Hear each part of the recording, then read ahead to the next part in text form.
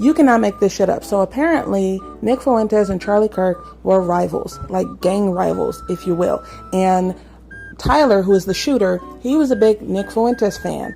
And you could call him a Groyper. That's what they call themselves. So all of this in a nutshell is a result of gang violence. So Twitter's blowing up. Now that kid's been exposed, shit's fucking flying out about his life and his family and everything. His father was a cop, sheriff, I think. Parents are MAGA Republicans. Whole family was religious, conservative. He grew up around weapons. Was trained, his father showed him how to. There's pictures of him dressing up like Trump and stuff. It looks like he might actually be a Groyper, a Nick Fuentes fan. Fuentes fans and Charlie Kirk people don't really like each other. They accuse of Kirk being a sellout. Not right enough. Fake conservative.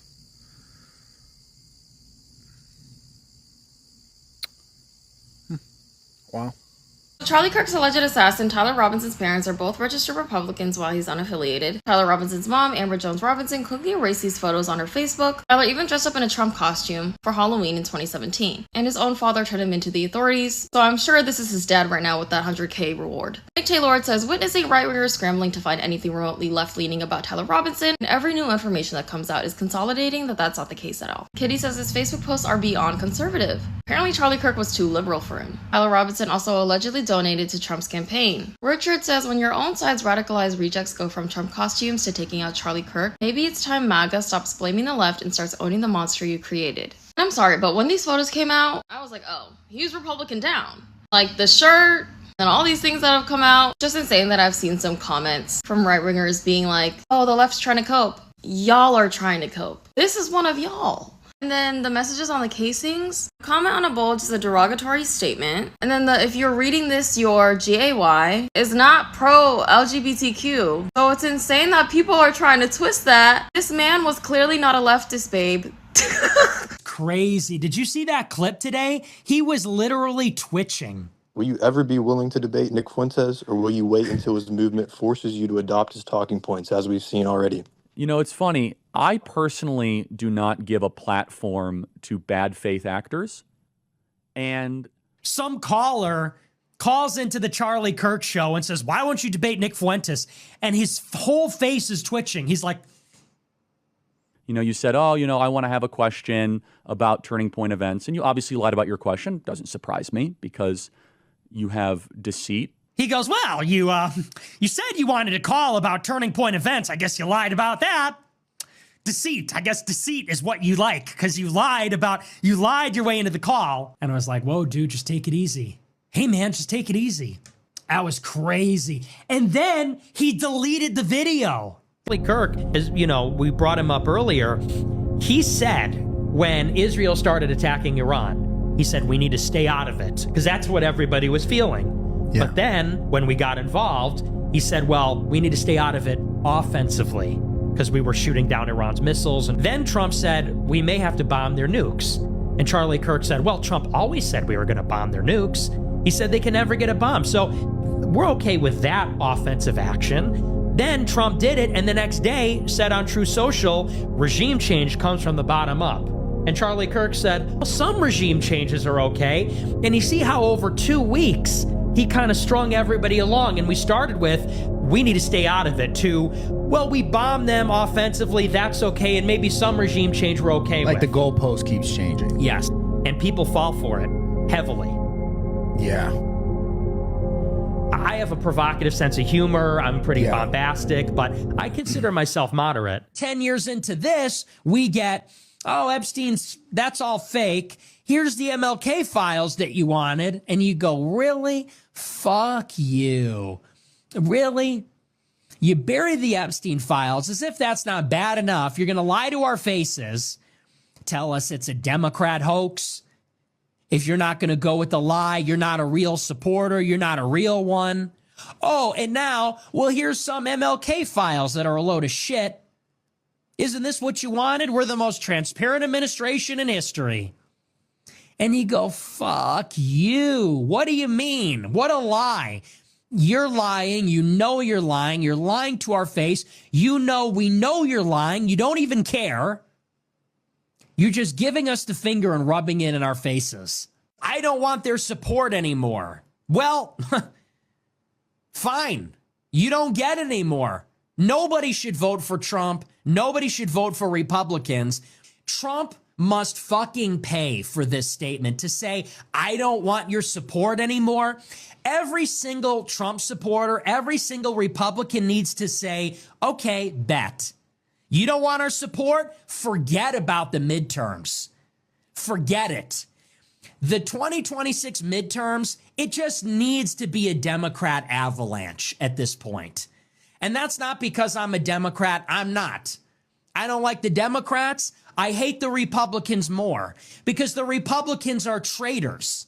Because I have voted for Republicans. I have supported Republicans, and they shit on our face. And now he says, if you're not on board with the Epstein cover-up, oh, I don't want your support. You're a weakling. Fuck you. Fuck you. You suck. You are fat. You are a joke. You are stupid. You are not funny. You are not as smart as you think you are.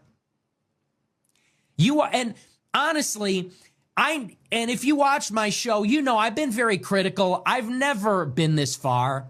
This just goes to show this entire thing has been a scam. When we look back on the history of populism in America, we are going to look back on the MAGA movement as the biggest scam in American history. And the liberals were right. The MAGA supporters were had. They were. When we look back in history, we will see Trump as a scam artist. Where we did agree is that he would go to these college campuses and proclaim the name of Jesus Christ. And ultimately, that is why he was killed. The gunmen that killed him, they hated him because of his defense of Christian morality. Charlie Kirk cannot call himself a Christian anymore. Sorry, you forfeited that. I do not want to hear, and you cannot allow Charlie Kirk to go to one more public event, one more question and answer, one more ask me anything, without being protested, without being shouted down, without being interrogated about this. This guy goes around from campus to campus in the most artificial and phony and fake way, talking about, oh, God made me very blessed that I control $500 million. Oh, I'm so blessed. I'm so rich and I'm so blessed. And oh, God's been so good to me. I'm such a Christian. Oh, the Lord gave me the Sabbath. I take Saturday off. You sit there and call yourself a Christian and then you make excuses for the genocide of 2 million people? Seriously? You stand there and purport to be an evangelist like Billy Graham? Oh, you're the latest Billy Graham? You're our generation's America's pastor? Why? Because you said the right words? Because you said, God bless, God bless. God bless, my friend. Oh, I rebuke the devil in the name of Jesus. And then you go around from campus to campus making excuses for a famine?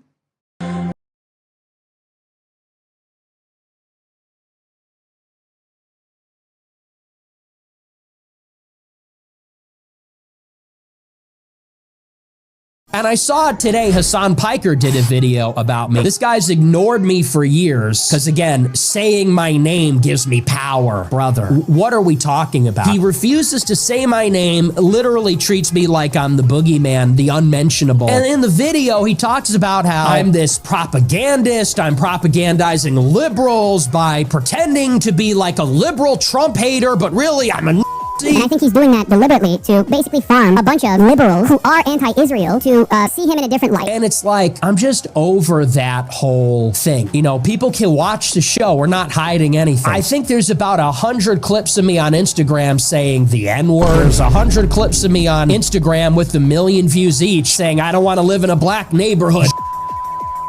So we're not really concealing anything. What are we hiding? Are those getting out accidentally? Oops, we said the quiet part extremely loudly every day, 5 days a week, in front of millions of people, laughing maniacally while doing it. I've been criticizing Trump for 7 years. I was at Stop the Steal rallies that precipitated January 6th saying we're going to destroy the GOP. I've been on this.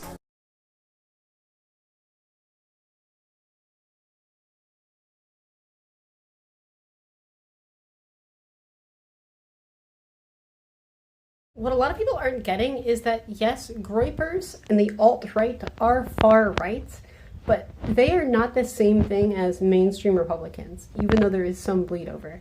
And if you can't understand the difference, you can't understand why what happened. The quick way I can explain this is with an analogy to the left wing. Hassan Piker is the biggest left streamer on Twitch. That's how a lot of mainstream news articles credit him anyway. But do they know that Hassan Piker and his community hate liberals and Democrats? And they don't vote for them? That's their main thing. Well, what's the difference? Because they're both ostensibly left-wing, right? But to leftists like that Hassan camp and way further left of that, politics is about purity, being a good, perfect person, and they view voting for imperfect Democrats is selling out. Inauthenticity, treachery, that it's not good enough. And even more so than an external enemy, they can be way more angry at someone they think should be on their side, but doesn't care enough and isn't good enough. This divide becomes so stark, and those leftists are so removed from liberal policies, efforts, and efficacy that I think they should be considered different movements at this point. And the same thing is happening on the right. But the right knew to publicly all come together as a coalition and all vote Republican and not let outsiders know that there are all these cracks. What unites the factions on the right is a desire for white supremacy. These right factions all work together in the name of white supremacy. They will all go to the polls usually to support the same Republicans. They're more practical in that respect because they really do care about pushing white supremacy. But they do it for different reasons, and they hardly tolerate each other, and that's coming to a boiling point. As Trump has become more and more establishment, his agenda is now written by the Heritage Foundation and those traditional appeals to the evangelical base. They want to push these gender roles, the concept of the traditional family, all of that. A sense of place and purpose in a greater state and religion. Groypers hate that because they think it's inauthentic. They think all these people virtue signaling about traditional families are cheating anyway behind each other's backs. They don't believe it. And they're not honest that they're just racist too. Groypers also hate Republicans over Israel because Groypers don't take an issue with the oppression or genocide of Palestinians. That's the part they like. They want it to happen to Jewish people too. They are straight up old school anti-Semites. Groypers want a zero-state solution, and they are growing increasingly resentful of the Evangelical Christian Alliance and the big business interests that are rallying around Israel because they think they're getting in the way of the true agenda and stopping them from getting rid of all the people they don't like. Groypers hate Republicans because they hate that Republicans seem to be caring more with their words and caring less with the actual serious actions and agenda of hurting as many people as possible. They believe that the destructive populist potential of MAGA has been appropriated and whitewashed and is no longer loyal to the cause of burning it all down. They see it as someone else taking their creation and making it normie. To Groypers, the irony is the point. Of course that was on the casings, because this was the revenge of fully ironic, senseless violence on any conversation. Because Christian nationalism and nihilistic accelerationism are existential threats to one another. Both bad. Hatred is not enough to unite a movement. Not for long. If your gut reaction to seeing someone take a bullet in the neck and their face explode, and they're young children run up to them because they were afraid of the noise. If your reaction was to grin and celebrate, you must be defeated. You must be destroyed. You must be identified, you must be isolated, and you must be eradicated from our society. Not Democrats, not leftists, not liberals, those people that would celebrate in that moment. That is pure evil, pure malice. There is no charity in a person's heart. I don't care who it is, who sees anybody get their neck exploded and celebrate like that. That's the kind of evil we're dealing with. That's the kind of evil that has taken over our society. It has become too common. People have let it fester. Recognize this. If these people ever get power over us, these people that celebrate, they sell t-shirts, they steal hats. When a man is lying dead, they will hurt you. They will hurt your children, and they will destroy everything that is sacred to us, everything that we love, and they will do it with a smile. They're already doing it. They have done it. They're telling on themselves. And look at what we have now. We are on the verge of full-on political violence and civil war. I don't think people realize what that looks like. There's going to be a lot of children without mothers and fathers, a lot of mothers and fathers grieving their dead children. I don't want that. Nobody should want that. But when it comes to evil people, cowardly, weak, evil people that snipe at Trump, at Charlie Kirk, like the gunman that came to my house last year. Unfortunately, it's not always up to us which battles we fight. When they show up to your front door, when they take shots at the rally, at the Change My Mind, we don't have a choice. We have to confront evil. We have to fight evil. We can never give in to evil, and we have to win. I posted a joke on the internet. I'm a live streamer. You're like a YouTube channel? Something? Yeah. You're saying you're a white supremacist? I'm not a white supremacist. I'm actually Fuentes. I know, I saw that. It cannot be overstated how important it is in a time like this to put our intentions in alignment with the will of God. This is the test. It's easy to believe in prayer when things are easy. It's easy to believe in God, mercy, forgiveness, temperance when things are easy. It's when things are hard, when they're confusing, when we feel justifiably angry, wrathful, prideful. That's the test. That's when it counts. And that is when mature people, and I recognize the folly in me saying that. I don't consider myself an extremely mature person. I think I'm a frivolous person in many ways. But it's an obligation for all of us to grow up now and recognize the gravity of the situation we're in, the peril that we're all in. And we have to ask ourselves, what are our intentions? We have to set them intentionally. We have to set them in alignment with God, with the gospel. We have to think not just about the present moment and what we're feeling, but about the long term, the good of our country, the good of our fellow countrymen, both the people we agree with and disagree with, our children, our progeny. And we have to think about that moment before God. We have to think about our moment before God in judgment. And we're asked about that golden rule. We don't save ourselves. This is the most chronically online thing I think I've ever said on here, but I'm pretty sure that the guy who did the thing to Charlie Kirk is a Groyper. Most of you sane individuals out there who are seeing this are asking yourself, what the fuck is a Groyper? And I will explain, but first let me explain why I think that. When I saw the engravings, it was a light bulb moment. Also, can our media stop doing this? Stop blaming, like, specific groups for things before you do your research and figure out what these engravings actually mean. I'm gonna break these down one by one. Notices bulges. Ooh, what's this? It's a meme. It's a meme. Also, it's a furry meme and a specifically anti-furry meme. Hey fascist, catch, followed by up arrow, right arrow, and 3 down arrows. That would be from the video game Helldivers 2. It's what you press to call in an airstrike. The big airstrike, in fact. Bella Chow also, how the fuck did he fit all of this on like 2.5 inches? Anyway, most people would think that that's a reference to Bella Ciao, as in like the Italian anti-fascist song. But given the context clues of everything else we see here, I believe it's a reference to Far Cry 6. Bella Ciao is like a whole thing in that video game. The last one, if you read this, you're gay, LMAO, that's obviously trolling. Like, that's blatant trolling. The dude also went as the Slob Squat meme for Halloween one year. Now, to answer the burning question, what the fuck is a Groyper?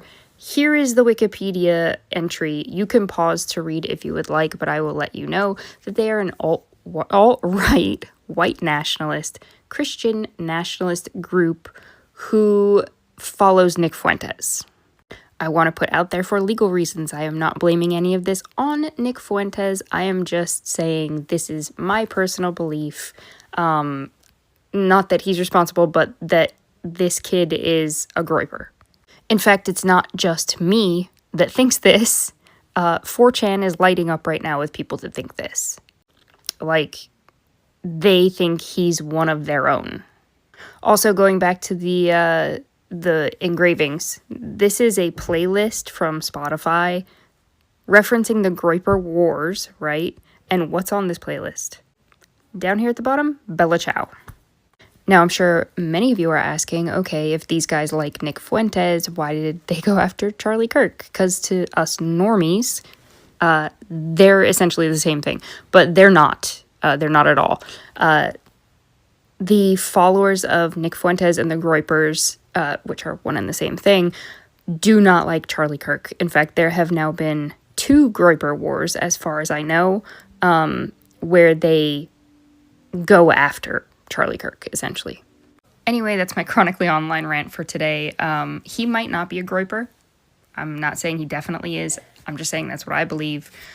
He could just be like a 4chan shit poster. We see a lot of like shit posting in relation to mass pew-pews lately. We saw that recently, I believe, with the church one, with what they had inscribed all over everything. Like, it's a mishmash of internet meme culture, specifically like shit posting 4chan culture. If you made it through this video, thank you. I'll see you later. The arrows on the shell casings have nothing to do with Antifa. There's a game called Helldivers 2. It's been out for about a year and a half. It just launched on Xbox recently, and it's been on PlayStation and the PC for about a year and a half. The core mechanic of the game is called stratagems. These are just like abilities that you can use, and the way that you use them is you push the L1 button, which is like the shoulder button on the left side of the controller, and then you input a series of directional buttons on your controller. The shell casing had an up arrow, right arrow, 3 down arrows engraved on it. That's the code to input a 500 kilogram bomb stratagem, and it's exactly what it sounds like. It's just a massive bomb, subnuclear. That's it. But it has nothing to do with Antifa. Quit blaming everything on Antifa. Yeah, that's literally like the entire joke on the online Helldivers community. That's like the whole point of the community, is that they're pretending to be the Helldivers and not know that they're the fascists. Bullet casing saying Bella Ciao, Bella Ciao, Bella Ciao, Ciao, Ciao is forever why I'm going to watch TV, and I'm going to watch it with a critical analysis lens so that I'm able to understand the anthropological consequences. Good or bad. Good or bad. Good or bad TV has long-lasting cultural consequences. Good or bad. Good or bad. And in this case, good. Money Heist is an amazing show if you want to watch something about the distribution of wealth and the middleman taking back the power. And was there even power in the first place? That's the real question. Watch Money Heist. Yeah, went and got screenshots. Right on 4chan. For anyone that doesn't know, if you ever see like our guy like that with the what do you call them, slashes or whatever, with a question mark, that's always the alt-right. Anyway. Also, my money is on the shooter being a like Groyper Nick Fuentes type.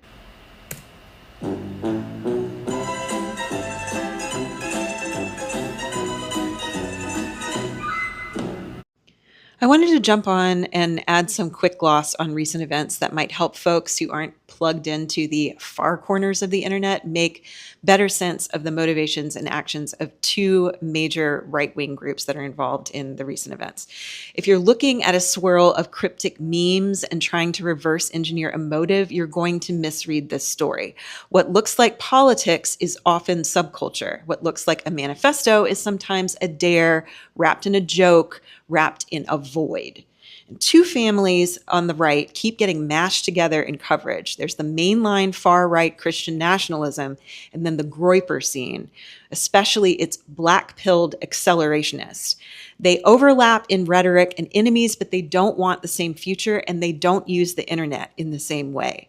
Groypers refers to a youth-driven online far-right scene that's associated with the America First brand, which is led by Nick Fuentes. Black pill comes from incel forums and signals fatalism, so no improvement in humanity is possible, and thereby despair is rational. Acceleration in extremist context means stoking crises to hasten societal collapse. You can think of this as builders versus burners. And so for Christian nationalism in its hard right form, it's still builder energy. It insists that the nation is or should be explicitly Christian, prizes hierarchy, order, and a return to rightful social roles. But the strategy is institutional. They want to win elections, they want to pass laws, they want to staff the courts and capture the school boards and rechristen the public square. And you hear vocabulary about restoration and revival and sovereignty and virtue. And this imagined endpoint is a moral order enforced by the state. And even when their rhetoric gets apocalyptic, the plan is still state power. The Groyper world orbits a completely different sun. It's youth heavy, it's a coalition that includes a lot of streamers and online personalities, and it borrows from incel forums, gamer chat, crypto cynicism, edgelord comedy, and a lot of terminally online irony. Here's the core distinction. The black-pilled wing does not believe in reform, not of institutions, not of culture, and not of people. The black pill is the conviction that decline is irreversible. If nothing can be redeemed, then the only creative act is negation. And that's where accelerationism comes in. In this context, acceleration means pressing on every social fault line, race, gender, religion, class, until something breaks. It is not policy, it's physics. The expectation is collapse, followed by nothing. Unlike some white supremacist or apocalyptic Christian variants that at least fantasize about what comes after, mainstream black pill content rarely sketches a constructive post-collapse order. It's entropy worship. Speed the unraveling and enjoy the spectacle. A quick detour so that we don't mix wires here. Black-pilled accelerationism is not the same thing as tech bro AI accelerationism. The latter is a futurist, albeit doomy faith about speeding technological progress even at humanity's expense. Black pill is a social political fatalism that invites breakdown. Different crowds, different goals. It's also distinct from the more formal Christian nationalist project. The language sometimes rhymes, both talk about decay, but Christian nationalists think institutions can be repurposed. Black-pilled Groypers think the institutions are rot. So why the memes that look like riddles? Because the memification is the ideology. The style is the substance, or as Marshall McLuhan said, the medium is the message. The meme factory does 3 jobs at once. Number 1, it allows for recruitment at scale. So high contrast, darkly funny, and deliberately absurd images travel farther than policy papers. A kid who would never sit through a speech will swallow 100 images that say more, faster, and sneakier. Number 2, plausible deniability. Irony is a Kevlar vest. If you take it literally, they were just joking. If you miss the reference, you reveal you're out of the club. The ambiguity is the shibboleth. And desensitization, number 3. Shock is used like a gym routine. The first time you see it, you flinch. The 10th time, you smirk. By the 100th time, a position that once looked unthinkable has been normalized inside the in-group. That's why the aesthetics feel like a mashup of cartoon frogs and Wojaks and glitch art and millenarian doom and consumer culture parody. The mix says nothing matters, everything's a joke, nihilism is the punchline. So who gravitates to black pill spaces? It's often younger men who feel exiled from status games that they think they can't win, like dating, elite colleges, prestige jobs, coherent communities. It's cheap status. Attention is the currency, and it bonds people who may never meet offline. That helps explain the why behind cryptic inscriptions or symbol-laden posts around real-world incidents. From the outside, we assume conventional motives. Ideology leads to a plan, leads to an act. Inside Black Pill worlds, the act is also a content drop. It's performance for an audience that reads the references, a proof of membership to people you only know by handles. Decoding the references isn't about uncovering a coherent program. It's about recognizing an identity and a dare. Don't confuse the absence of a blueprint with harmlessness, however. A politics of negation can still inspire catastrophic acts because the metric isn't does it build, but does it break? This is why For the Lulz can be both a smirk and a sincerely held view that only destruction has meaning. However, not every meme holds the same ideology, so the same image can be repurposed by different factions. What matters is the cluster: fatalism, edgelord irony, collapse talk, and status seeking through shock. When analysts try to read an incident through the old left-right scripts, they're going to miss the performance layer. If the actor is steeped in Black Pill culture, the motive vector points as much toward in-group status and mimetic spectacle as it does toward any policy aim. That doesn't excuse anything. It just changes the explanatory frame. You're not parsing a legislative program. You're reading an attempt to turn reality into a toxic in-joke. Last piece, why the Black Pill is sticky. It packages three things people crave when they feel powerless: certainty, community, and a role. Certainty says the game is rigged and doomed. Community says we are the ones who get the joke. And a role says speed the ending. It is a toxic story. It's also tidy, and it's available 24/7 on your phone. The antidote is not to romanticize institutions that have failed people. It's to refuse the seduction of entropy as identity. Call the Black Pill what it is: a permission structure for cruelty wearing the mask of sophistication, then do the unglamorous work of making meaning and belonging where spectacle can't compete. That is the difference in one line. Christian nationalism is a plan to rule. Black-pilled accelerationism is a plan to ruin. If you keep that polarity in mind, the memes stop looking like mysterious runes and start reading like what they are: billboards for a politics of nothing. I have a corollary essay up in the orange place on kitsch and its role in mainline right-wing Christian nationalism if you're so inclined, but otherwise I will see you soon. The Groyper theory was the correct one. Raised in a typical middle-class white family household surrounded by guns. That looks like gender ideology, doesn't it, guys? You know, come to think of it, I'm sure all of the people that fear-mongered for the last 48 hours are gonna take all of these posts down about people who use she, her pronouns. I'm sure they're all taking down their posts about how it was the radical left. As of right now, he has no party affiliation. Both of his parents are Republican, though. He's in a deep red state, and he was surrounded by guns his entire life. His dad is also a former sheriff. Importantly, all of the bullets were engraved with Groyper nonsense, which is a very terminally online fascist group of people primarily based in Discord who don't hate Israel because they're a genocidal state, but because Israel houses Jewish folks. It is an anti-Semitic hate group. They also love Pepe the Frog. So this guy was none of the things that they fear-mongered for 2 days about. He was cis, white, and a gun nut. He wasn't pushing gender ideology or whatever. He comes from very much the same group of people that currently hold all three branches of government, and from the group of people who perpetuate the most violence in this country by a country mile. I'm sure we'll start hearing white-on-white violence needs to end now. I'm sure we'll hear about how these hateful communities filled with cis white men saying these terrible things need to be curtailed, and we need to start removing these people from public life, right? No, exactly, because the system has been rotating around this for a while now. But now we've created a world where this violence comes out, where these ideologies are validated.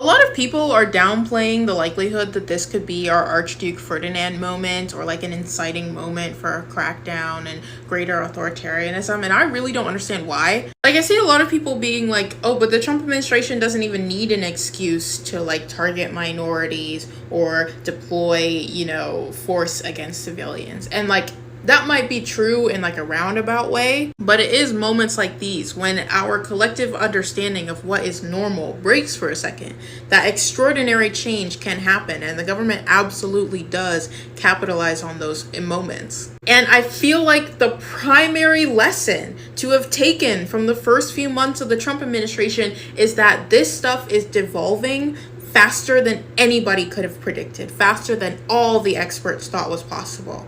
Maybe this is a nothing ever happens moment. Maybe the administration does not consider Charlie Kirk to be important enough to be our Franz Ferdinand. Entirely possible. But to rule out the possibility entirely when it's only been a couple hours since it happened, I think is foolish. So you're telling me the same day that Poland invokes Article 4 of the NATO treaty, Charlie Kirk, who's one of the biggest American conservative influencers that's been standing by Donald Trump's side, got shot? Well, first of all, Nick Fuentes is not a white nationalist. He's an America First conservative. He literally has a show every night called America First. You've called Pat Buchanan an anti-Semite and racist for 15 years when Pat Buchanan is a legend of conservatism. You need to stop smearing people who want to reduce immigration and criticize Israel as anti-Semitic and racist and just accept that they disagree with you and they simply want to put America first. Oh no, there are plenty of people who disagree with me and who are critical of Israel and are not anti-Semitic. There are plenty of people who disagree with me on all the aforementioned issues. I've mentioned some of their names, and that is perfectly fine. If you want to discuss Nick Fuentes specifically, I suggest again you go back and you look at his videos about why 6 million Jews, or what was it, 1 million Jews could not have been burned in the ovens at Auschwitz or Treblinka. I suggest that you go back and you look at videos of him, actual videos of him doing things like playing Grand Theft Auto, running over an Orthodox Jew, cackling maniacally, and then talking about how he had just killed Ben Shapiro. I refer you to a video last week in which Nick Fuentes pulls out a switchblade and starts randomly jabbing it in the air while talking about me. No, I don't think he's a mainstream conservative, and I think that it is a sin for people to conflate mainstream conservatism with that kind of garbage. Thanks. Now, I gave you a couple questions. There are other people in the line. So, wait, let me guess your political affiliation. It's still up to us. I saw a lot of rumors online today. I was made aware of this by my team that I canceled some sort of college tour. That's bullshit. I saw those rumors. They are false. I will be coming to college campuses, many of them this year. So will we all, I am sure, because we're Americans and we're not going to be deterred. Charlie's voice is not silent. We're going to pick up that bloodstained microphone where Charlie left it. And to those who would intimidate, who would seek to stop us, who would seek to end free discussion, who believe that they have ownership over public spaces and can violently threaten and kill people who speak freely, we are not going to stop. And I have two words. Fuck you. We will not stop telling the truth. We will never stop telling the truth. We will never stop debating and discussing. We will never stop standing up for what America is and for what she should be. And we will never let Charlie Kirk's voice die. Goodbye to my friend, Charlie Kirk. May your memory be a blessing for your family and for your country and for all of us. Charlie Kirk can get shot. Anyone can get shot for speaking their mind. That is why it is empty verbiage when I hear the governor of Illinois, J.B. Pritzker, blaming President Trump. I hate him as a human being now, right? Like, literally, I think I can do that, right? I don't know if I would... Charlie Kirk would probably say the same. I'll preemptively and posthumously, I guess, hate him as well. Like, f*** you, dude. Like, assuming that people like me are going to events, like, this type of shit is just increasing the chances of me getting killed. I'm sorry, but you are a weak man. You are morally incompetent. You are religiously failing. You're supposed to be some fucking stalwart Jew or whatever. You should be able to tell the president of the United States, hey, buddy, why are you blaming the Dems when we don't even know the shooter? Can you never, ever, ever, a single time tell your side to calm the fuck down ever? You guys are supposed to be the better people, the bigger man. You never are. Libs always have to be the bigger man. Always. Why? So you think this is just going to keep getting worse? Yeah, it should be. Why wouldn't it? I mean, like, what is the signal being sent over and over and over again? If you're a Republican, you think all the violence has been from the left. You don't think anything that happened on the Republican side has ever been a Republican's fault. J6 was just a Fedsurrection. Trump pardoned them all because it was unfair. All the shooters have been either outwardly liberal or secret liberals, and you just don't realize it, even if they're registered Republicans. Did you know there's a civil war happening inside of a civil war? And that civil war inside of a civil war would be the regular civil war that's currently happening. Argue with your mom about that. And then there's a civil war within the right. All right.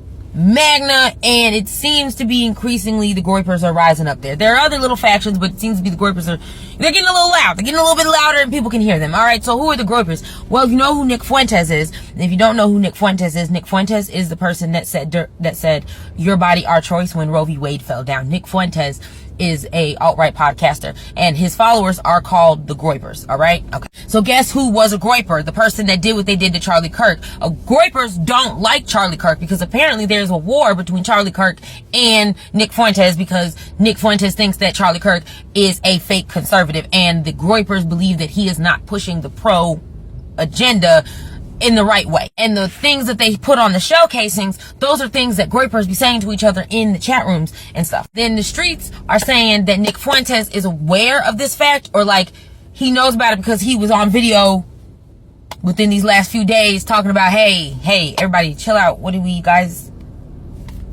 come on now. Like, and then apparently when they went through the mom of the person that did what they did to Charlie Kirk's Facebook, and they showed a picture of the person, right? And the outfit he is wearing apparently is bar for bar a meme that the Groypers be using in the chat room. So like everyone's like, he's a Groyper, it's confirmed. That's the reason why MAGA is silent right now. That's the reason why Trump ain't saying nothing. That's why the conversation now is switched to mental health. Yeah. And then also, this is not as confirmed, but it's looking like it may be possibly allegedly that the mass thing that happened in Colorado on the same day that happened, you see what I'm saying?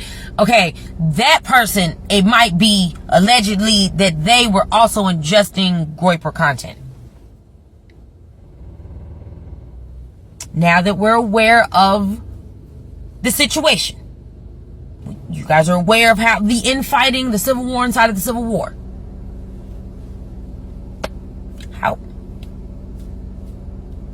How do we proceed? Also, I forgot to mention this in there. The Groypers don't like Ben Shapiro either, who's now the head of Turning Point, which Charlie Kirk used to be in charge of. They don't like Ben Shapiro for the same reasons that they don't like Charlie Kirk. Fake conservative.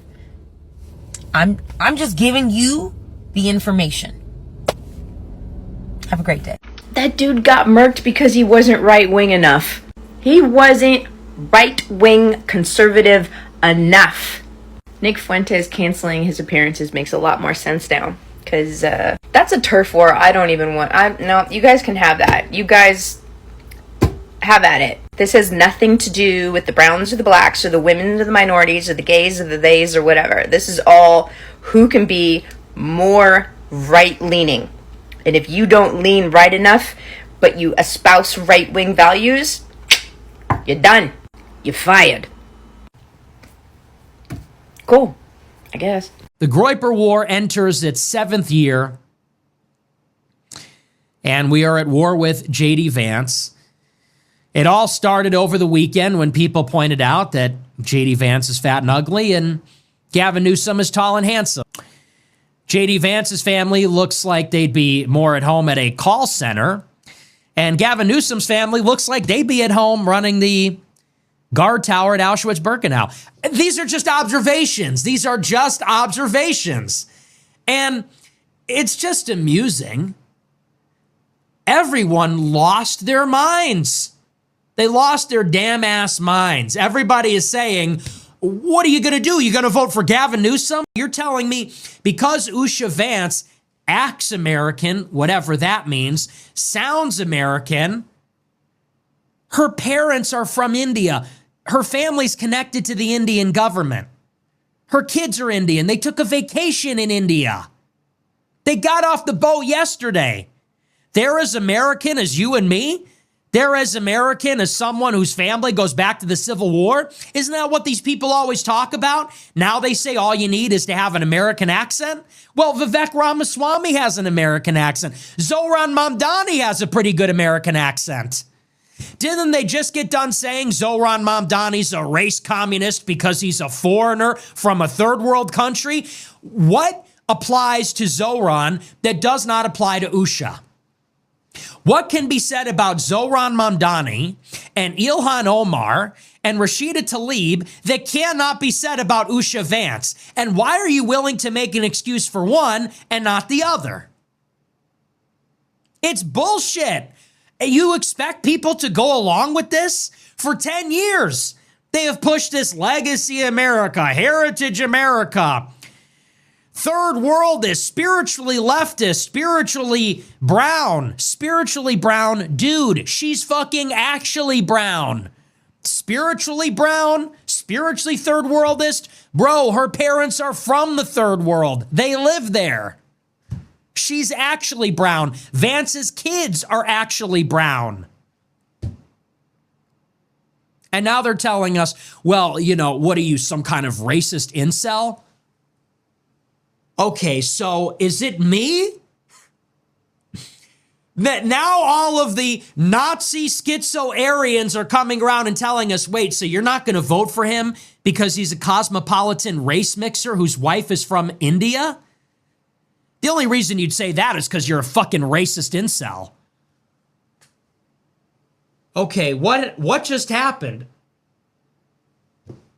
Am I on Rachel Maddow? Am I being punked? What is this? I thought you guys were white nationalists. Now I'm a racist incel if I'm like being consistent here? It's crazy. Anyway, so I know we've covered that a lot, but wow, they are really struggling. This is the kind of stuff they're putting out. I couldn't even believe it when I read it, that they thought this was effective. And you see now, and by the way, there's a very important point inside all of this, which is the GOP, as you know, is not for the white man. It is not for the white man. The GOP does not care about the white man. And that includes Donald Trump. Donald Trump does not care about the white man. You're telling me because Usha Vance acts American, whatever that means, sounds American, her parents are from India. Her family's connected to the Indian government. Her kids are Indian. They took a vacation in India. They got off the boat yesterday. They're as American as you and me. They're as American as someone whose family goes back to the Civil War. Isn't that what these people always talk about? Now they say all you need is to have an American accent. Well, Vivek Ramaswamy has an American accent. Zohran Mamdani has a pretty good American accent. Didn't they just get done saying Zohran Mamdani's a race communist because he's a foreigner from a third world country? What applies to Zohran that does not apply to Usha? What can be said about Zohran Mamdani and Ilhan Omar and Rashida Tlaib that cannot be said about Usha Vance? And why are you willing to make an excuse for one and not the other? It's bullshit. You expect people to go along with this? For 10 years, they have pushed this legacy America, heritage America. Third world is spiritually leftist, spiritually brown. Dude, she's fucking actually brown. Spiritually brown, spiritually third worldist. Bro, her parents are from the third world. They live there. She's actually brown. Vance's kids are actually brown. And now they're telling us, well, you know, what are you, some kind of racist incel?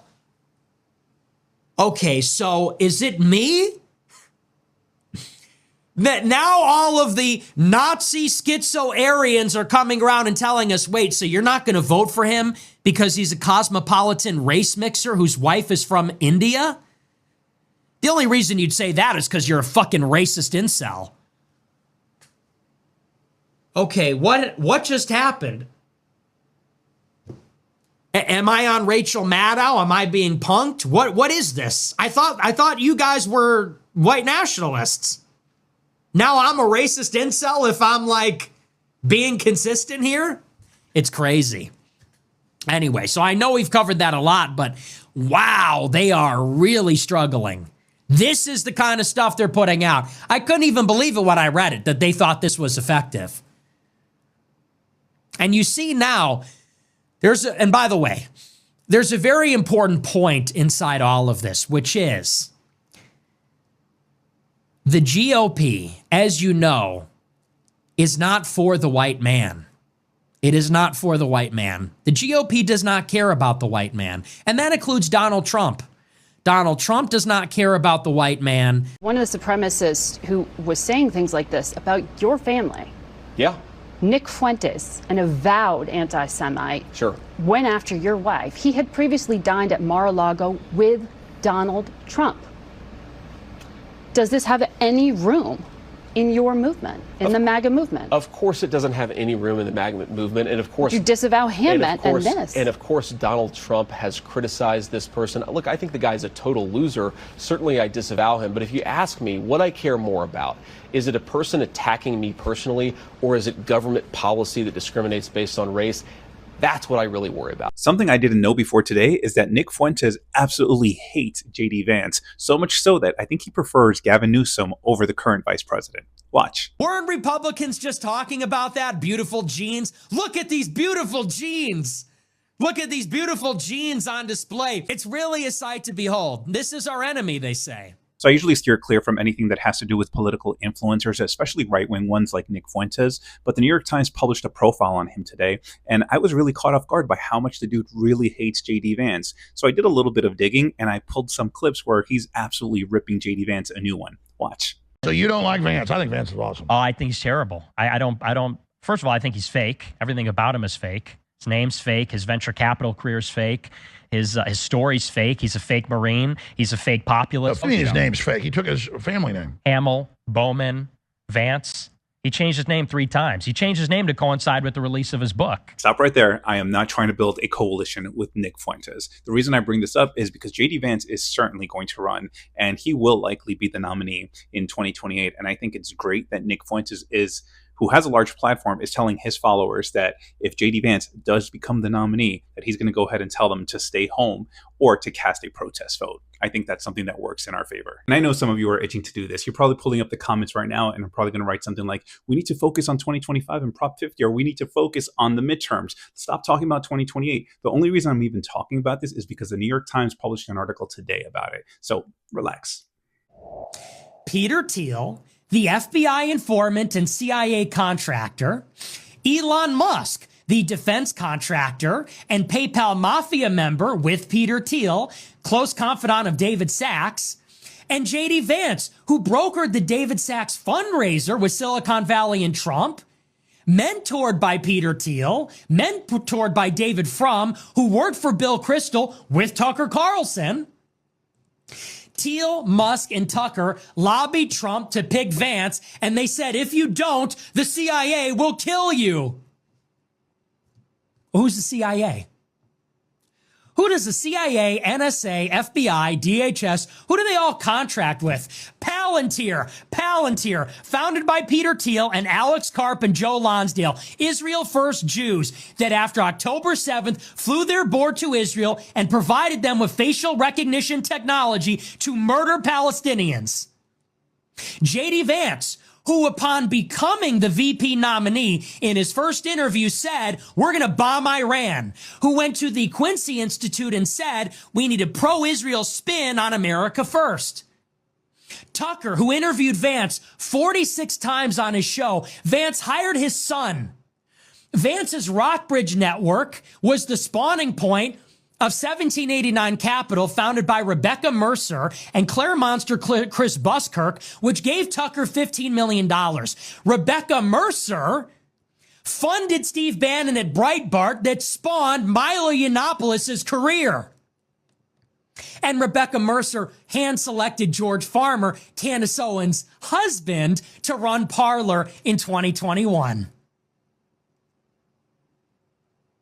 This is why they want me dead.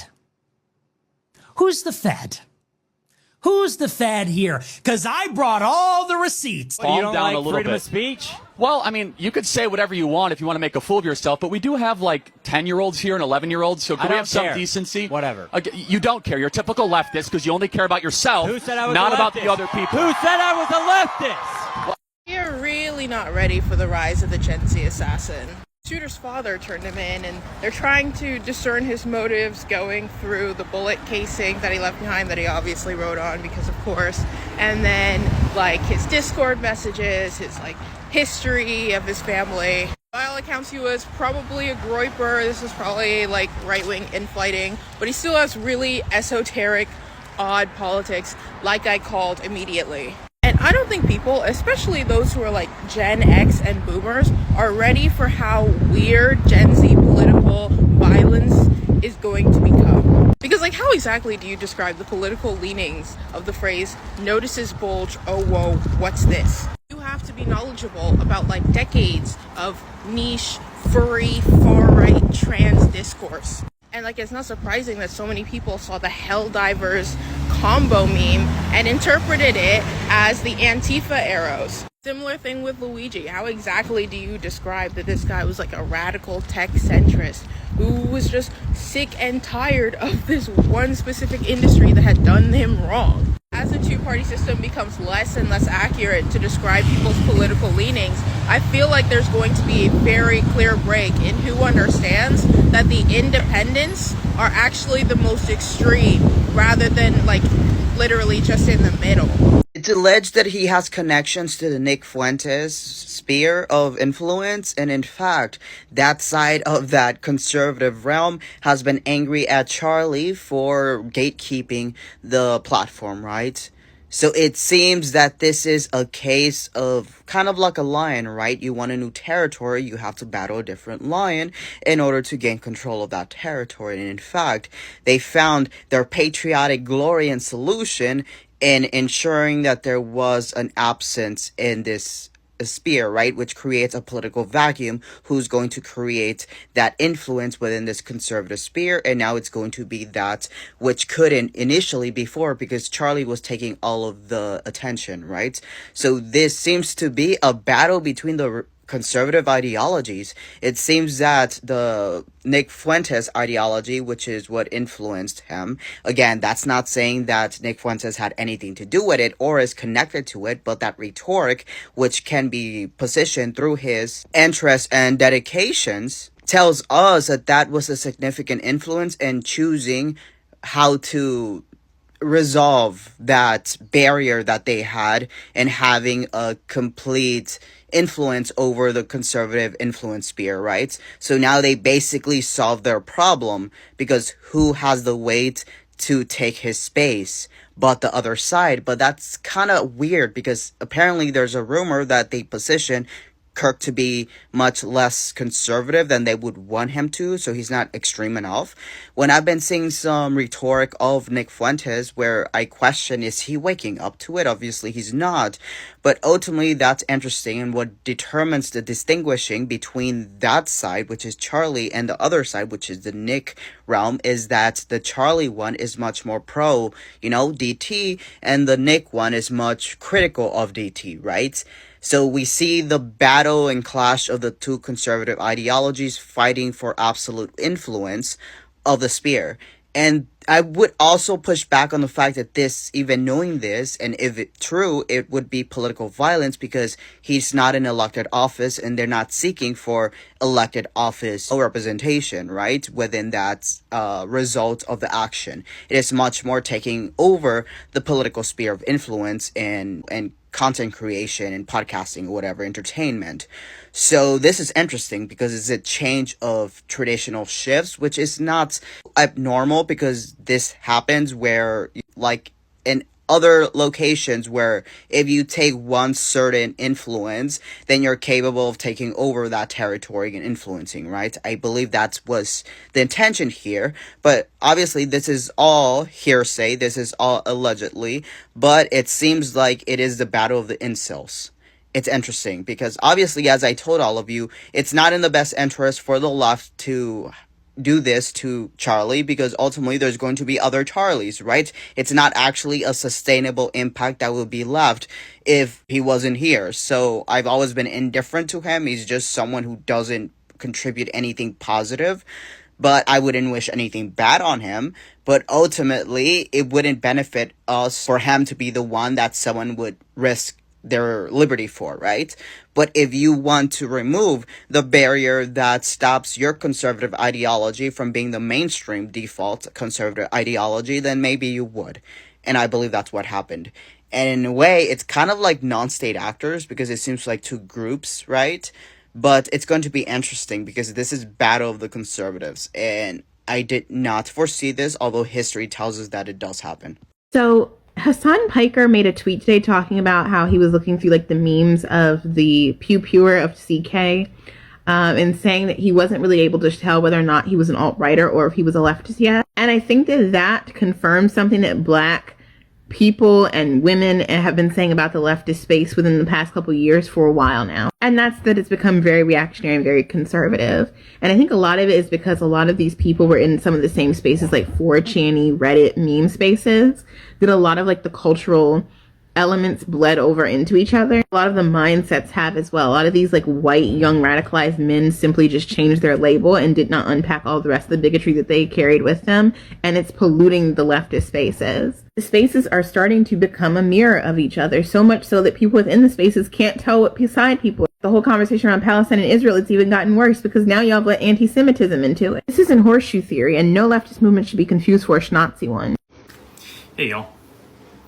I tell you, seeing the news this morning that the individual responsible for the attack on Mr. Kirk was apprehended, and that, I think as many of us expected, turns out to be another white guy raised by a conservative Christian family. Father was even law enforcement. None of this stuff, I think, surprises those of us who actually pay attention. These are the hallmarks of individuals who carry out these attacks. And since this incident happened, the president, powerful people, and just U.S. citizens who identify as right-wing have been calling for blood, essentially, trying to get after left-wing people, when it turns out, as we all suspected, it was not a left-wing person.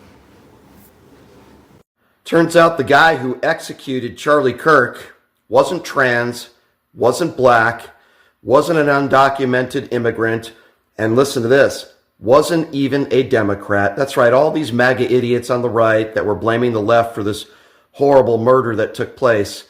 And it turns out this guy is a 22-year-old white male who came from a Republican conservative Donald Trump supporting family. There's evidence of that online.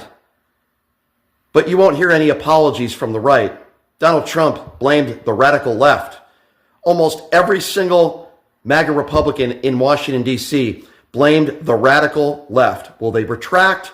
Will they apologize? Of course they won't. This is your normal demo of your average person with evil in their heart. And we learned that Robinson's family obsessed with weapons. Absolutely obsessed. They taught him how to use them. And it wasn't Kash Patel or Trump's DOJ that found this 22-year-old. His father turned him in. Where are the apologies from the far right? I went to school with this Tyler Robinson kid. I'll show y'all. That's him right there. Tyler Robinson. I'm not trying to clout chase, make this shit about me. But I'm not going to say I knew this kid really well. I didn't know him very well at all. But I definitely saw him for 3 straight years in high school, and the best way I could describe him is just like a Reddit kid. I don't know, I feel like if you were in high school around that same time, and even probably now, 2018, and then those kinds of kids, but that's exactly what he was. All I'm gonna say is this is the kind of shit that happens when you spend way too much time online, and all of a sudden your beliefs are all the way this way or all the way this way, and you do some dramatic shit to please these people that are not your friends. This internet shit is seriously no joke. Tyler Robinson donated to Trump's campaign.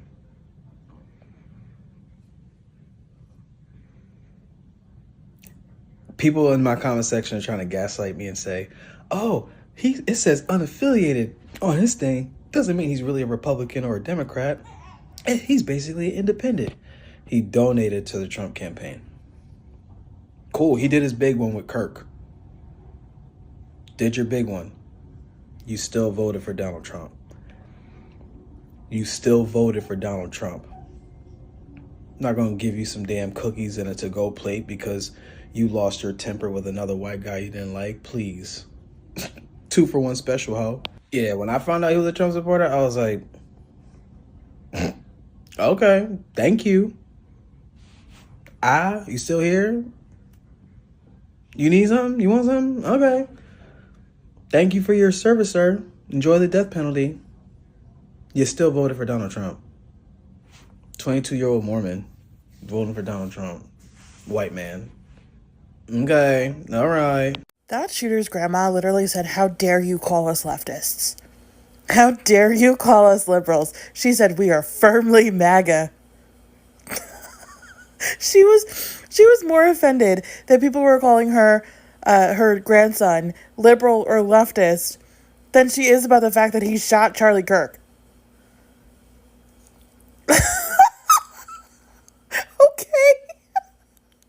Garbage. And at the Trump rallies, they're yelling trash for Trump, trash for Trump.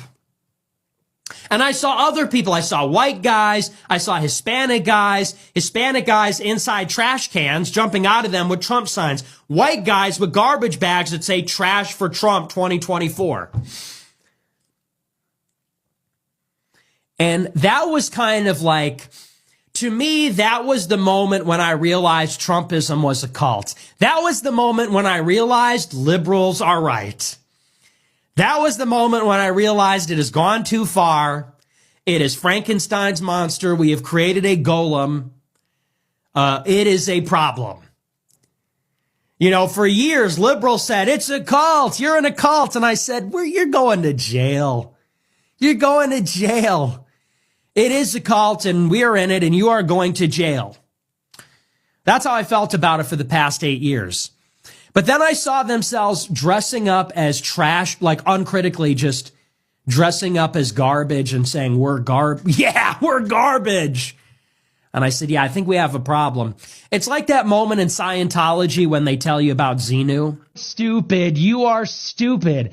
You are stupid. You are weak. You are a sucker. You were tricked. They made you feel good. They hijacked your brain and you gave them everything they wanted, asking nothing in return because you are fucking stupid. And that is why you deserve to be ruled. That is why you deserve to be ruled by people that hate you because you are not smart enough.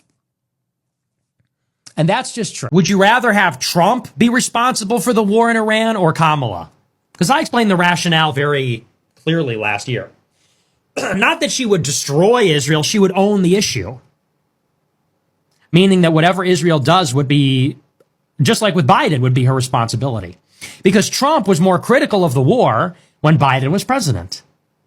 And Trump would have went down as a martyr. He would have went to jail, and it would have been up to interpretation what his legacy is. It would have been up to the imagination. Now he's destroying his legacy, which I'm actually happy about. These idiots elected him, and now he is destroying his own legacy. And I'm happy to see it. I am happy to see him immolate it because, you know, in truth, he never lived up to America first. And now he's torching it all down by making concessions and compromises. And now it's going to pave the way for something new. And I hope that it's going to take Vance and Peter Thiel and the rest of them with it. So this is maybe the most accelerationist option. But I thought that if Kamala won, Trump would go down as a martyr and people could project onto it whatever they wanted. They could say, well, if he won, he would have done this, he would have done that. Because we would have never known, we could project onto it all of our hopes and aspirations, and he would have been a martyr and his legacy would have been preserved. Since he got elected, he's living to disappoint us. He's living to be the thin, hollow deal maker that he is and sell everybody out. Now it's concrete and tangible what his legacy is, and it's horrifying. And now the Trump movement and the Republicans own all this hypocrisy, that they didn't do the deportations, that they did the war in Iran. If Trump had never won here, the war would have started anyway, and everyone would blame the Democrats. And they'd say the Democrats started this war. It's just like Ukraine. Probably there would have been a lot more resistance to it.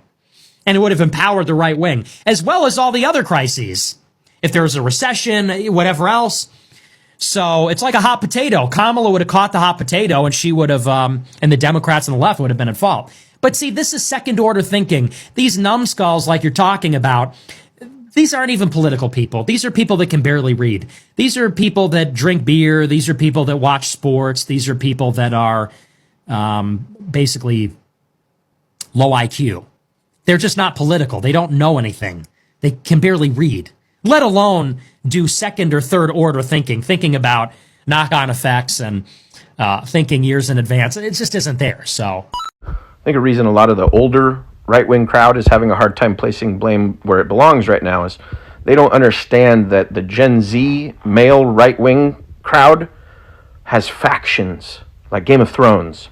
And this is an internal matter between these factions. This is Groyper versus whatever the Charlie Kirk followers call themselves. Faction on faction warfare. And they don't even know that exists, let alone have the media literacy to comprehend the layers of depth within the memes that he put on those shell casings, right? Not only are they helldivers to whatever memes on those shell casings, but they're Groyper memes, and they don't understand that the layering. They think it's, very black and white, right, versus left. And they're not even realizing that not only is the call coming from inside the house, but this is like two separate factions that have been having at each other since like 2019. So if you have an older Republican person and you're trying to get through to them like this, they'll be like, no, it was the left. No, it was, it was a conspiracy, whatever. No. This is faction on faction warfare on the alt, not the far right, the alt right. Okay, so maybe that will help you get across to them. Y'all, it's worse than we thought it is on the right. Like, it's bad over there. Like, it's really bad. So Kirk is considered to be the good guy. Like, they deem him as being a good guy. They deem the other people as being like far right extremists. Like, they're the bad guys. So I guess I see how most people are so upset because Kirk was a good guy to them. Like, they deemed him as being a good guy. And from what I just found out, I guess he was a moderate, I guess. Like, even though we on the left deem him as bad, he's not the worst. Not even close to being the worst.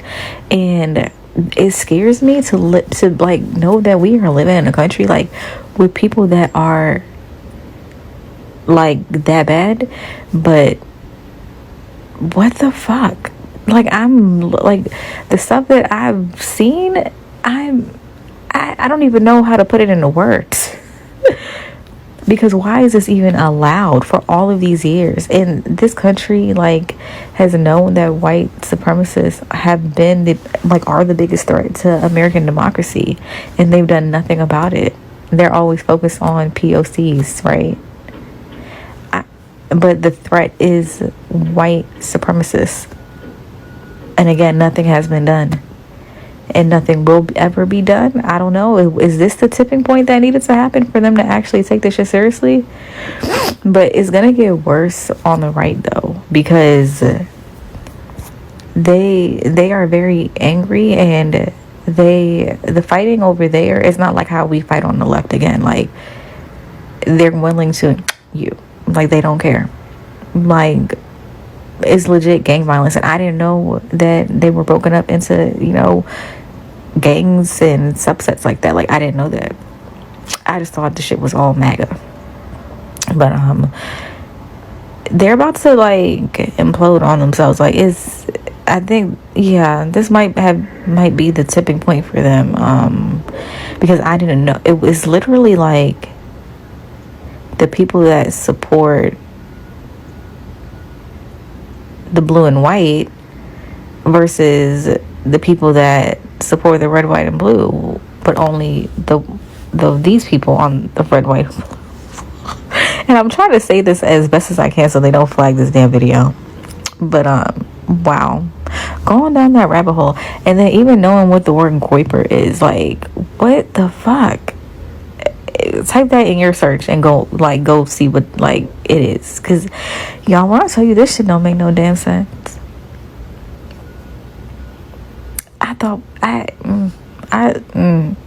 Yeah. We have a white male rage epidemic in this nation. We always have. but they can manipulate the algorithm to recruit much faster than they could before. Be careful if you don't look like me. And if you do look like me and you don't agree with those,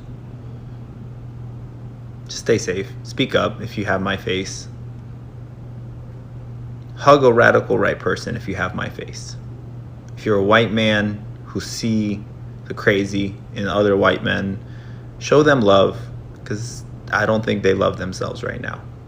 Gianni Versace was murdered by a man who felt worthless, who felt like his life wouldn't amount to anything.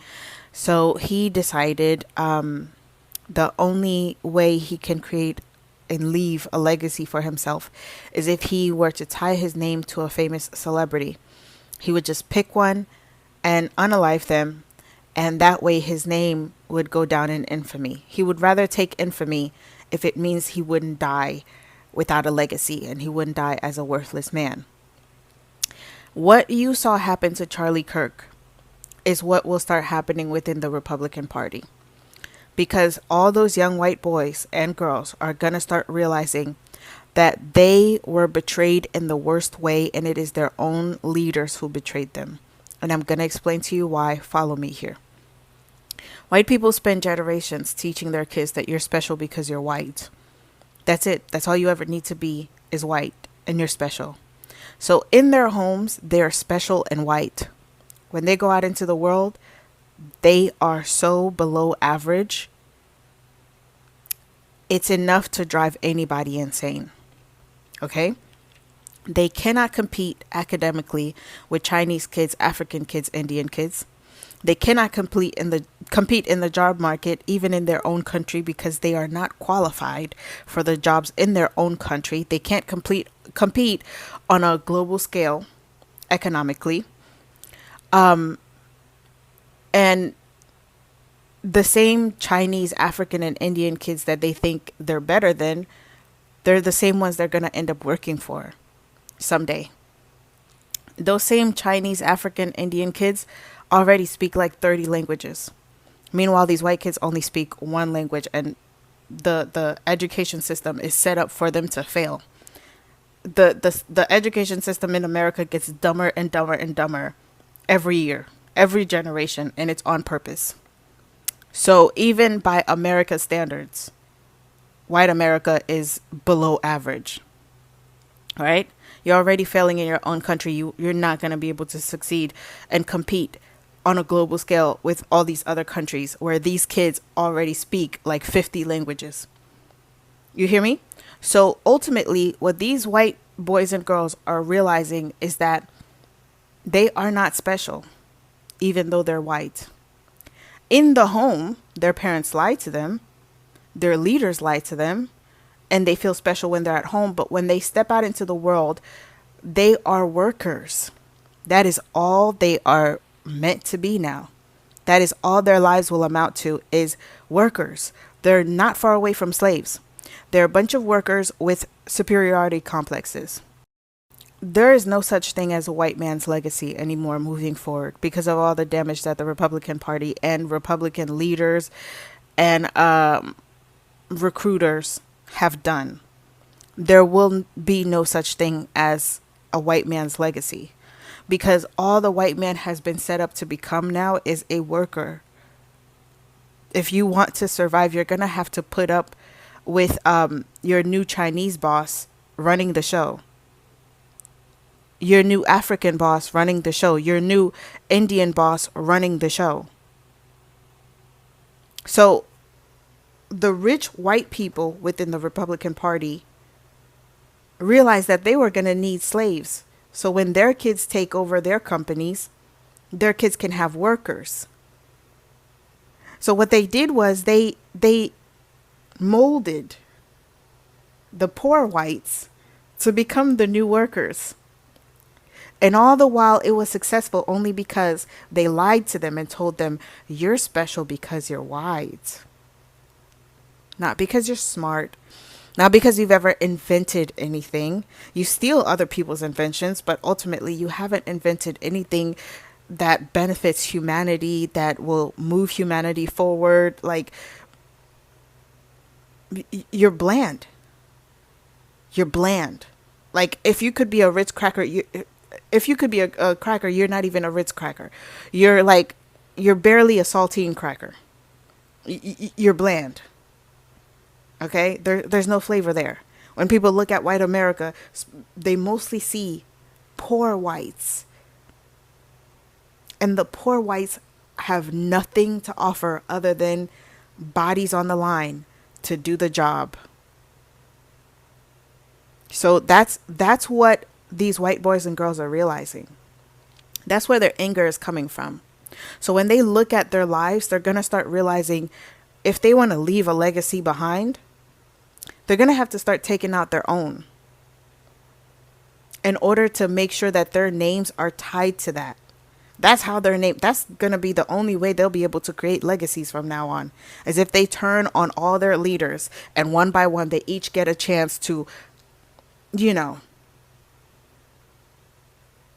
and they'll make the history books, and the white man will still be able to say he's been able to build some sort of legacy. He's built a name for himself. You know, they're going to bring back cowboy culture, and they're only going for their own, because ultimately they're not going to have anyone else to blame. No matter how much they get mad at everybody else, they will have to accept that it is their own who betrayed them. And when that snowball really starts going down the hill, oh man, I don't envy Republicans. I never did, but especially with seeing what I'm seeing, your sons and daughters have realized that you all turned them into slaves. And you all completely destroyed their chances of ever having a legacy, a name for themselves. They're going to start asking, what's the point of having kids? Because what's the point of having a legacy? What are you going to pass down to those kids? To work in the same meaningless job? Same empty position? Yeah. So, the Republican Party, I think the damage is done in a way that can't be undone. And at this point, since the ship's going down anyways, all the poor whites are just saying, fuck it. Let's take the rich whites with us. You know, it's very much like, if I'm going down, you're going with me. The Republicans are just as bad as the Democrats. They always have been. Who brought us to Iraq? The Republicans. Who made the economy the way it is? Republicans. Where did NAFTA come from? Yeah, Bill Clinton signed it, but it came from the Republicans. It's like, so, you know, people like to say, oh, you know, but the Dems, but the left, but this, that, and the other. The Republicans are the same. They are virtually the same. The platform is effectively indistinguishable. They have the same donors. They go to the same parties. They're the same people. And so, you know, all of the culture war propaganda, it's bait. It's all fake. You know, I'm watching videos by Daniel Schmidt and John Doyle. I'm watching videos by young white guys who think that our country is being run by black bureaucrats. Young white radicals who have been screwed out of a future. Their future has been mortgaged. This is a country financed by debt.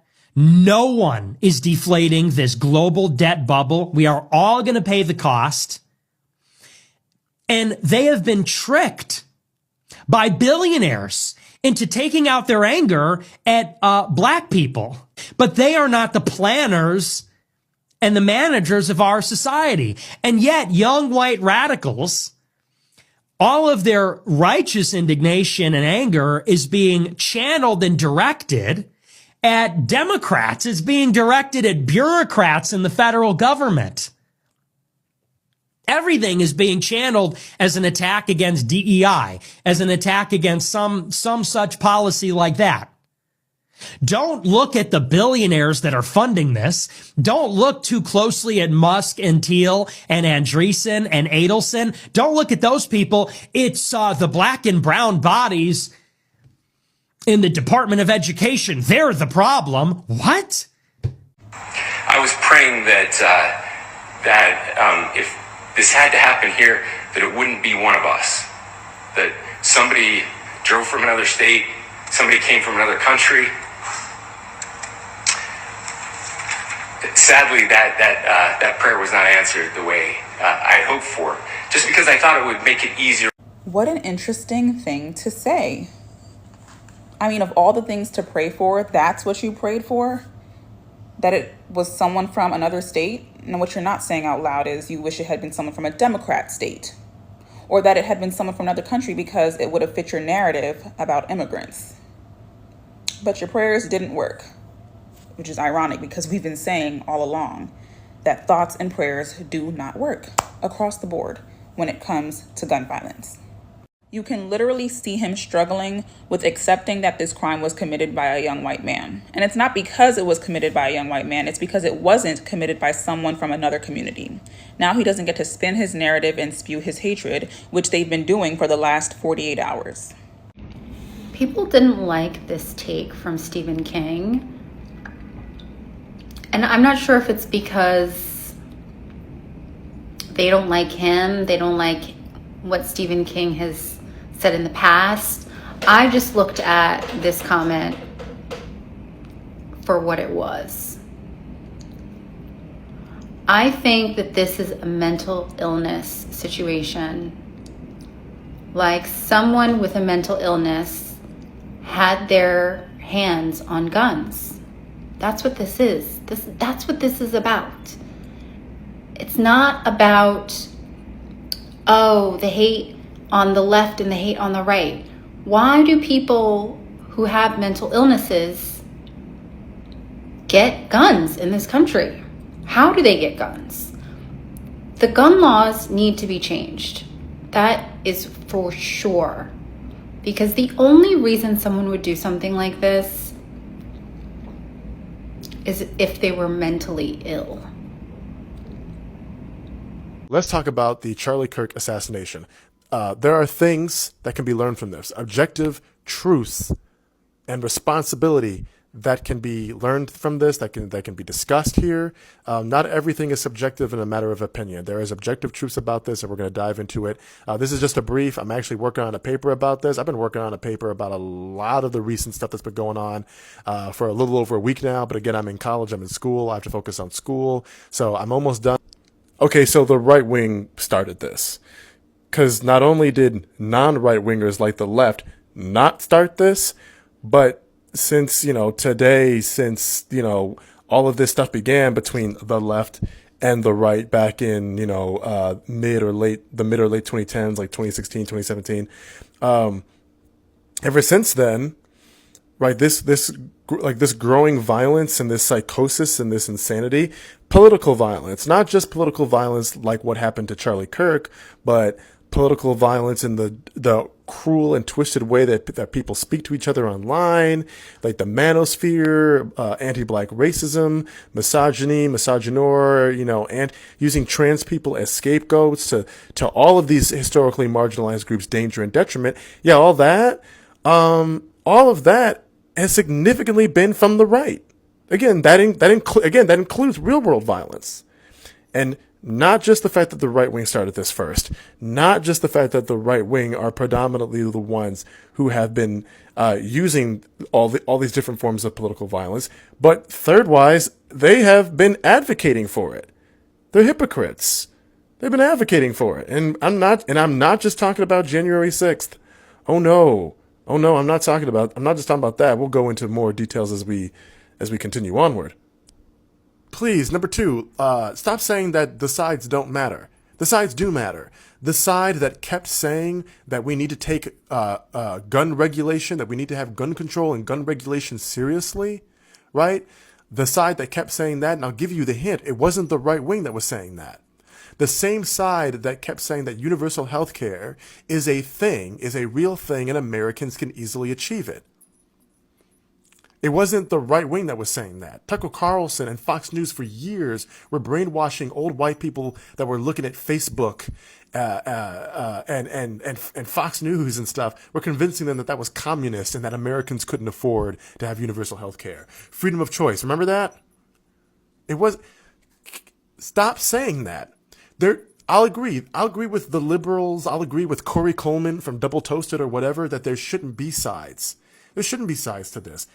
But we don't live in that world. And other people who've been saying, we don't live in that world. I grew up in this. I grew up in seeing MAGA form. I grew up in seeing the white supremacist, white victim mentality psychosis of Prager University and Ben Shapiro. I grew up in this. I grew up in that. There is a side. And it's the side that kept saying, please take gun control and all of this stuff seriously. And you know what they were met with? They were met with ridicule by the right. They were met with ridicule by Republicans. Republicans and right-wingers like Charlie Kirk. Almost a decade before Charlie Kirk would look at these young kids, these young people marching after another, school shooting, typically by a white male indoctrinated into some kind of right-wing ideology, bigoted ideology. They'd be marching, and you know what they would say to them? They would say, with their NRA-backed cult mentality, their NRA money, their NRA cult brainwashing, they would say, you're against American freedom, you're against the First Amendment. And that's like the nicest thing they'd say. Prominent right-wingers like Alex Jones, all they are is political violence. Political violence isn't just physical stuff. It's also just the complete lack of responsibility and bigotry and conspiracy theories that right-wingers since QAnon and the MAGA movement with Donald Trump have been spouting. Right-wing commenters like Alex Jones would say that those mass shootings aren't real. That's why he got sued and almost lost everything. Because the right kept saying that. They kept saying, they keep creating political violence. They keep creating the brain rot that is destroying the brains of white youth in this country, especially young white males. And then they'll turn around and say, not me, it's not real. It's the lefties making this up. Those aren't real parents. Those aren't real parents. They're making it up to take away your gun rights. Come on now. Please stop saying that there are not sides to this. Please hold the right responsible. And you know what? People are right out there. Political violence has been a thing in America since before, the 13 colonies, before they became the United States. Political violence has always been a thing, right? And and at that point, you're talking about political violence that's justified and political violence that isn't. And even then, you have to talk about political violence that comes from an understandable place, but ultimately unlike a political violence that doesn't come from a correct place, like white supremacy, but ultimately is just still a misguided way of enacting one's grievances, right? We can all say that. But if you're talking about the right versus the left, quote unquote, this more recent, again, late 2010s, Ben Shapiro and Donald Trump made a lot of their money and a lot of their political power off of using evil political violence with their mouths, with their words, demonizing the pain and struggle of Black American people, and sometimes even celebrating violence against Black American people, right? Against the righteous struggle of Black American people, like Say Her Name movement, Black Lives Matter movement, etc. Those are real things, right? Those are real things that we have to continuously talk about. This gets me to point number 3, is that, again, as I said before, Democrats aren't leftists. You'd love them if they were actually woke, if they were actually leftists. You'd love them. You'd support them. And leftists are not leftists, progressives, etc. They're not actually liberal. Liberals are more aligned with Democrats. They're more aligned with establishment Democrats and aren't able to see the criticisms of the Democratic Party. Again, Republicans in the right wing are objectively worse. Hate speech. We're getting ahead of ourselves. We know this. But Democrats don't do anything. Why am I saying all this? It's because there are some liberals, some establishment Dem types on the internet who just continue to say objectively wrong stuff. Not just the stuff that we just got through talking about, but also saying things like, people are out here celebrating Charlie Kirk's death. Yeah, okay, there are some people that are out there doing that. There may even be some leftists doing that, but I'd argue that's not what most people are doing. That's not what most leftists are doing. Me, for example, I'm not I'm not advocating for political violence. I'm not celebrating the death of Charlie Kirk. But just because somebody is not empathetic towards another person doesn't mean they're celebrating their death. Obviously, it was wrong what happened to him. That should not have happened to him. That was wrong. But that's not the same thing. Like not having empathy for that person is not the same thing as condoning their death or much less celebrating it. And that should be obvious. That's a lot of people right now. And you know why that is. And that gets me to the fourth or fifth, my final point. Charlie Kirk was a bigot. His politics were based in bigotry. And apart from the fact that the right wing in this country, first of all, they're using him as a distraction because the right wing and the Republicans are in power. And hey, you white folks, you right wing, you MAGA hats, you're going to lose Medicare and Medicaid. They're, F around and find out they're not doing so well in the polls when it comes to support. Donald Trump and ICE keep breaking laws. They keep breaking the Constitution. They keep breaking laws and breaking morality with ICE and all of their operations. A lot of their support is in the tank.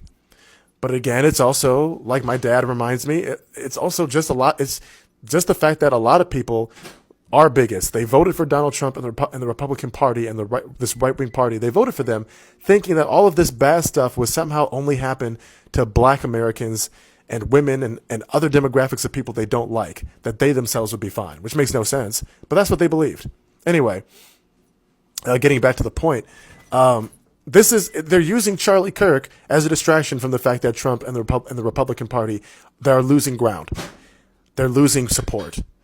But they're using him as a distraction away from that. And also they're trying to use his passing, his murder, to push more white supremacy and to push more investments into a police state. That's what they're using it for. Again, this gets me to my fourth or my fifth final point. Charlie Kirk was a bigot. He was a bigot. This is not a matter of political opinion. He spent his entire career pushing out white supremacist, Christian extremist, and misogynistic politics and viewpoints that actually do harm against actual marginalized and historically oppressed people in this country, which is, again, not white men. He was pushing political violence. He was pushing that evil with his mouth. And then it came back and that negativity struck him back in the neck. He wasn't Harriet Tubman or Martin Luther King or Malcolm X or Aina Shakur or the women of the Black Panther Party. He wasn't them, right? He didn't have the massive legendary influence that these individuals had. And he was not working for moral and ethical good like these people were, standing up for the oppressed. He was stepping on the oppressed for his own political gain. He was an evil, immoral person. It doesn't mean that we should be advocating political violence. It doesn't mean that he should have been shot in the neck. But the mainstream media is saying, oh, he was a conservative activist. He was a white nationalist and a bigot. This is the same media that kept calling Yahtzee groups and other white nationalist groups marching around the U.S. since 2015, right? Increased since Donald Trump became president for two times, calling them concerned citizens and militias. When the FBI finally came around and said, no, these are white nationalist groups, we need to stop calling them that. These are the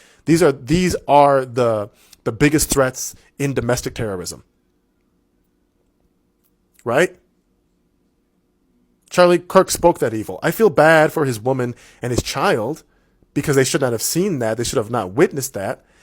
And I also feel bad for the fact that this man, this husband and this father, while he was alive, chose to spread white misogyny, white supremacy, misogyny, and bigotry his whole life. That his son had to be around that. Because that's evil. That's evil. That has consequences. That is political violence. Again, apart from the political violence of the right wing that they started in general. And here's the thing. It wouldn't have mattered if the assassin, it really wouldn't, and we'll explain it more later. It would not have mattered if that assassin, again, this is evil. This is wrong what he did to Charlie Kirk, but it would not have mattered if the assassin was leftist, black, trans. It wouldn't have mattered.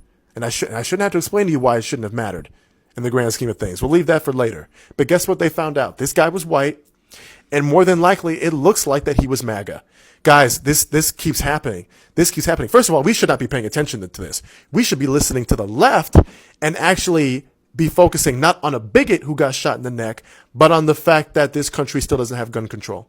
That's what we should be focusing on, as well as why, political violence against Black Americans, women, indigenous people, and people in Gaza is okay. That's okay, right? Political violence against people that are actually historically marginalized is okay. That's fine, right? Anyway, but no, getting back to this guy, Tyler Robinson, another white boy. And it looks like he's indoctrinated in right wing ideologies. Again, new information is coming out, so we have to kind of wait and see. But guys, this has repeatedly happened. We had just recently, I think this year, we had a white boy who ended the life of his parents and was planning on destroying Donald Trump. He was a white boy who was indoctrinated in right-wing extremism. Why was he doing that? Because he believed that Donald Trump wasn't being fast enough with dealing with the Great Replacement theory. That he wasn't being fast enough with dealing with Black Americans and Mexicans and women and other groups of people. He wanted to speed up the race war to get the right-wing white nationalists mobilized and to quote-unquote take back the country. Can we please stop? Can we please hold the right, no matter what you think of the left, and a lot of you have completely factually incorrect views of the left. Doesn't mean you can't criticize the left. There are criticisms there. But can we please hold the right wing responsible? Please. For once. Donald Trump called on a white nationalist supremacist group, domestic terrorist, insurrectionist traitors. He freed them, and he called upon them. He said to the Proud Boys, stand back and stand by. And then immediately started saying, Antifa, Antifa, Antifa. That's basically what this is. Can we please hold the right responsible? Can we please focus here? BS. Interesting. Again, interesting. Yeah. We're going to forget about all the stuff, all of the murders and death that across the country that led up to this, and the stuff that has happened literally right after. Come on. Another example of the right. We don't like to wear masks. Died for the economy. Yeah. Remember? Yeah. And look, another example. Alex Jones, remember?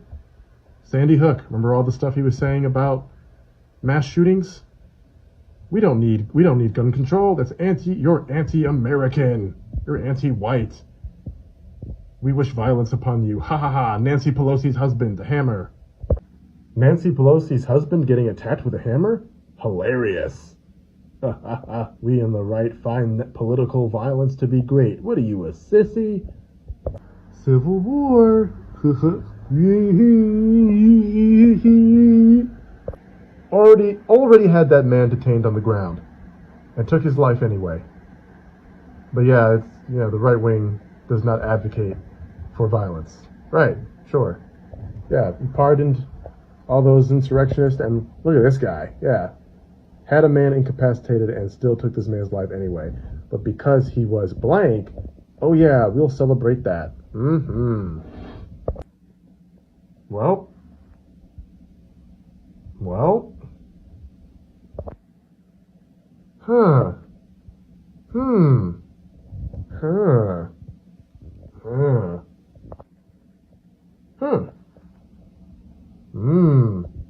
Interesting. Yeah, the right wing that does nothing wrong, just ignoring 10 years of this indoctrination, of this MAGA psychosis indoctrination. Remember when they were saying Mike Pence, immoral, unethical, illegal, traitorous? They were saying all this. Mike Pence, remember? Because I do. I remember. They were chanting that. I need everyone to go look at Candace Owens' Instagram story, her last 2 posts, and watch the video she reposted, because the comments are turning on. This was a real comment I got from a real MAGA when we were talking about the video that I'm talking about. And it makes sense, you know? I've always admired how at least conservatives question the truth. At least they question the truth. Sometimes it's not directed towards the right person. But now they're questioning the press conference because the facts of the pew pew isn't really adding up to the party that knows pew pews like the back of their hand. Like, so-called FBI, something's wrong. I know I shouldn't do this. I'm risking an awful lot to go up against this FBI, the MAGA FBI. Something's very wrong with what I just heard. I mean, I watched it. I was hoping that they had caught the bastard who shot Charlie. So we saw a video of a person jumping off the roof. It looked very legitimate to me. However, there was no rifle in his hand. Now, the Mauser does not break down very easily, incidentally, for those of you who know weapons. Something's wrong with the whole thing. They're trying to claim he removed the barrel from the Mauser and fit the receiver and stock in his backpack and barrel in his pants leg all in 2 seconds. It is not easy to remove a Mauser barrel or index it after reinstalling and remain accurate. We are not hearing or seeing reality. And by the way, the photo of the rifle allegedly left in the woods has the barrel installed. So we're supposed to believe a guy is on the run after killing Charlie Kirk, and he pauses in the woods to reinstall a barrel, and then he leaves it for us to find, the FBI to find. I don't believe a word of it. I shouldn't do this. I know I'm putting myself at risk. But I can't take it anymore. I can't take the bullshit from this fucking government. It's lying to us. Something's wrong. Something's so wrong. It's sickening. Look at this idiot. They found the rifle and they're getting the prints. Are you stupid? Are you that stupid? Are you that dumb? The man jumps off the roof. There's no rifle there. Oh, it's in his backpack. I just told you, moron, that this rifle doesn't break down that easily. And then it's supposed to be reassembled while he's on the run. Wait, I'll stop now. And reassemble it and leave it in the woods in a box, wrapped in a towel. He left breadcrumbs. Oh, and the trans stuff on the cartridges. Bullshit. Something is wrong with this whole fucking picture. I am persona non grata in this White House. I will tell you right now. I flew with Donald Trump in Air Force One. I consider him close to me. I have not been able to get near him since this administration took hold. They have thrown me out. They've castigated, thrown me in the desert. They don't want me near them. They don't want real truth tellers near them. Sean Hannity immediately, that pimp scumbag, goes on the air and repeats the government lie, that lousy son of a bitch. How the fuck does Sean Hannity live with himself? Well, we just proved, and he had to, Sean, you know what? F the animal. You're like a whore. Kept in a brothel. Sean Hannity, you've always been a whore in a brothel. You have hit a new low, Hannity, and something's wrong. Somebody killed this young guy, and everyone is asking who done it. And we're supposed to believe they think we're this stupid? So Kash Patel is there, he doesn't say a word, and Donald Trump's in the Yankee Stadium? What the hell is going on here? I'm just an American citizen who's been in the business of observing since I'm 18 years old, and I don't buy one word of this narrative, not one single word. So I'm going to end in a moment. Before Charlie Kirk was born, I was telling you the truth. I've been a truth teller. I faced many death threats. I had to live in isolation for 30 years. I've had to live in hiding as a monk almost for 30 years. Be gone. To tell the truth, I'm not going to stop now. This is a government cover-up. This is total and absolute bullshit. And I'll repeat it for those of you who are so stupid to keep repeating the big lie. I'll repeat this to you. They claim he removed the barrel from the Mauser and fitted the receiver and stock in his backpack and barrel in his pants leg. That's after he shot Charlie Kirk. He did all of this? Let's see now. I'll remove the receiver and stock and I'll put it in the backpack. And I'll jump the roof. Even though you don't see it in the backpack, it's there because Sean Hannity told you it's there. And Ben Shapiro told you it's there. And Mark Levin told you it's there. And then he runs in the woods after killing Charlie Kirk, a wonderful young man, and he reinstalled the barrel and the stock together and leaves it neatly in the woods for all of us to see in a nice box. You talk about breadcrumbs in the woods? Why would a guy running from the law after killing someone stop to reinsert a barrel? He wouldn't. It's all fake. None of this makes sense. Who did it? And why did they do it? See, the real question is, why did they kill Charlie Kirk? I don't know him. We approached him several times. He said, I love your show. We have it in writing. I'd love to be on your show. I'll tell you exactly what happened. We'd love to be on your show, Michael. Charlie. He wrote back to Karen, who works for me. I'd love to be on your show. And my staff will We'll arrange it. The staff never got back to Karen, no matter how many times she called them. This is a giant deep state cover-up from the top to the bottom. But why? You have to ask yourself, why would they want to knock this kid off? Something doesn't make sense. Even if this guy jumped off the roof, did it, why would they kill Charlie Kirk? Why? He was not that radical a guy. He was a middle of the road Christian broadcaster in plain English. He said it like it is. But why would they kill him? Because he was marshaling the youth? You would kill him. Oh, you say the left did it? Are you sure? You sure the left did it? See, that's the only question. All the breadcrumbs lead to a leftist. That's why you shouldn't trust the narrative. And I should say goodbye. That's all. I don't trust one word of what I'm hearing. Not one stinking word. You don't hear about Epstein today, do you? Not one word about the black crime wave against white people. Gone. Epstein gone. Charlie Kirk martyr. Was he martyred to get Epstein? Do you actually believe it's that cynical that they would kill him to get Epstein off the news cycle? I don't believe that, by the way. Something doesn't make. Why was Charlie Kirk martyred? I don't know. I was looking at some plants in my driveway today, orchids. They usually come up in January. They're winter plants, and they last till about May or June. Well, we're now into like September, and some of them, 2 flowers held on until last week. 1 held on until today. I've never seen this before. And I held up the flower on the ground. I was talking to my gardener about this, my little house. And I said to him, some flowers last longer than others, but they all drop at the end of the day and die. And he said, Michael, that's life. It's very tough. Charlie was sacrificed by some entity. And this stooge, this Jack Ruby, whoever he is, will be found. And Sean Hannity will and break bricks because he has a brick brain. And he will tell you, this is the one who did it. Yay, Sean. Sean, you're a kept dog. You're like a hooker in a brothel. Sean Hannity, you're a hooker in a brothel. I heard you tonight, and I'm going to point a finger at you. You're a government agent, as sure as I am sitting here. Because someone with no talent like yours to get this far and get away with what you've gotten with all your life, you're a government agent, Sean. Everyone knows this. You're a dumb bastard with no education, and now you're espousing this lie, and you think your listeners are going to believe it? Maybe Murdoch will believe it. I don't. Porn vanity, you're a disgrace. So is all of Fox News. So I'm going to end right here. You believe this press conference? Kash Patel was there. He didn't say a word. What? Some unknown Schmendrick gives a talk. If you know anything about his T-shirt, let us know. So even if you believe that he wouldn't burn the T-shirt, how many movies do you have to see? He commits the crime, jumps off the roof, no gun in his hand. The gun doesn't break down quickly into a backpack. And we're supposed to look for the T-shirt. Be on the lookout. There's a bolo out for a guy in a T-shirt. Okay. Wow. I was not going to do this tonight. Don't put yourself at risk. You know you're hated by this administration. You know you're distrusted by the Trump administration. You know that Susie and her gang do not want you anywhere near President Trump. He doesn't even know you exist anymore. So why are you going to do this? What are you doing this for, Michael? Why do you need to do this? I had a dear friend call me last night and say, Michael, why don't you just disappear from the media?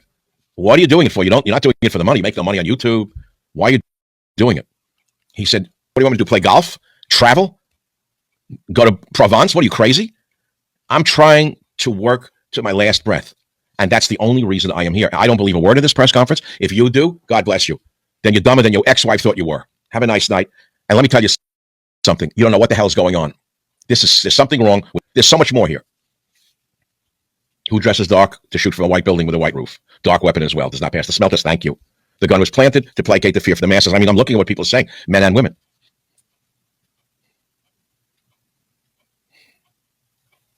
I got sick the other night when I did the broadcast about the black murderer who cut the Ukrainian girl's throat. I was ill for a night. I have a heart condition. I'm not asking for your sympathy. I was warned not to let my pressure go up. I couldn't sleep. It's all wrong. It's all wrong. I've never seen such bullshit in my entire life. No, there's all sorts of stuff on the internet. The signals, you saw those all on the internet? 2 seconds before the shooting? Then the other one? What was that? Okay, so let's ask the big question. Who killed Charlie Kirk?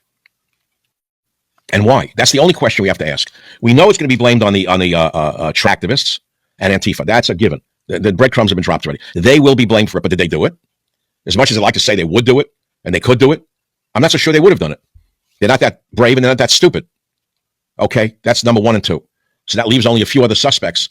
And I am afraid of this. I don't like where my thinking is going. People say, how do you come to these conclusions? How do you know any of this? It's called Aristotelian logic and the scientific method, something I learned a long time ago.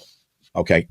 I read Aristotle and mathematical formulae in college. You don't even know what I'm talking about now with DEI. You don't even know who Aristotle is. I'm using deductive reasoning, lost in America. And they want you to just swallow this whole like an uncooked fish. Do you believe any of this? Well, I've said my piece. I don't trust it. I don't believe it. There's too many questions. This is another JFK. We may never hear the truth. If they ever get the stooge, it looks like they're going to get the stooge. It was on the roof, and maybe he did it, maybe he didn't do it. When they get the stooge, he'll be dead within 48 hours. Something's going to happen to him fast, or they'll find him dead by his own hand in the woods with a note saying, I did it. What happened to this country? How did we devolve to such a level of stupidity that we let a government on either side of the aisle lie to us like this? How? Do they think you're that stupid? Well, no, they know you're that. They know not you, but they know that the average person is that stupid. You're not even listening to me anymore. Most of you stopped. The attention span is now 9 seconds. I've been on now for 14 minutes and 34 seconds. Most people listened for 11 seconds and hung up. Epstein hung himself? Yeah, sure. But the only question that remains, let's say my suspicions are accurate. So why would they have killed Charlie Kirk is the question. Why would the conservative power structure have killed him? Let's go to the crazy. They're blaming Antifa and the trans, which may or may not be true. Let's go the other way. Now it's supposed to we don't believe it. So who would have done it? Let's see. The conservative movement did it. The leaders of the movement did this. Why? Well, you could write a novel about it to galvanize the right wing against the left for the midterm elections. Oh, have we reached that point of cynicism that they kill a guy like Charlie Kirk just to make you vote in the midterm elections? I don't really know how far we've gone. I don't really know. My instincts tell me it's all a lie. So, yeah, okay. They're trying to claim he removed the rifle barrel. Look it up. He removed the barrel from the Mauser and fit the receiver and stock backpack and then jumped off the roof. Bullshit. You can't easily remove a Mauser barrel. Not that it doesn't snap. If you're on CNN, you think it disassembles like a toy. It takes a while to do it. And then he runs in the woods after jumping off a roof without breaking an ankle, and he reinstalls the barrel and puts it in a nice cardboard box for everyone to see. The barrel's back in the rifle in the woods. He's on the run from the FBI, the CIA, the NSA, but he stops and he barrel back in the rifle, and it's all clean and perfect. Okay. I was on the rifle team. Don't tell me you never shot a rifle, schmuck. Idiots are not talking. I was on a rifle team in Jamaica High School, and I shot a Mauser through a whole season. Come on, stop it. Anyone knows this. Anyone that knows this is bullshit.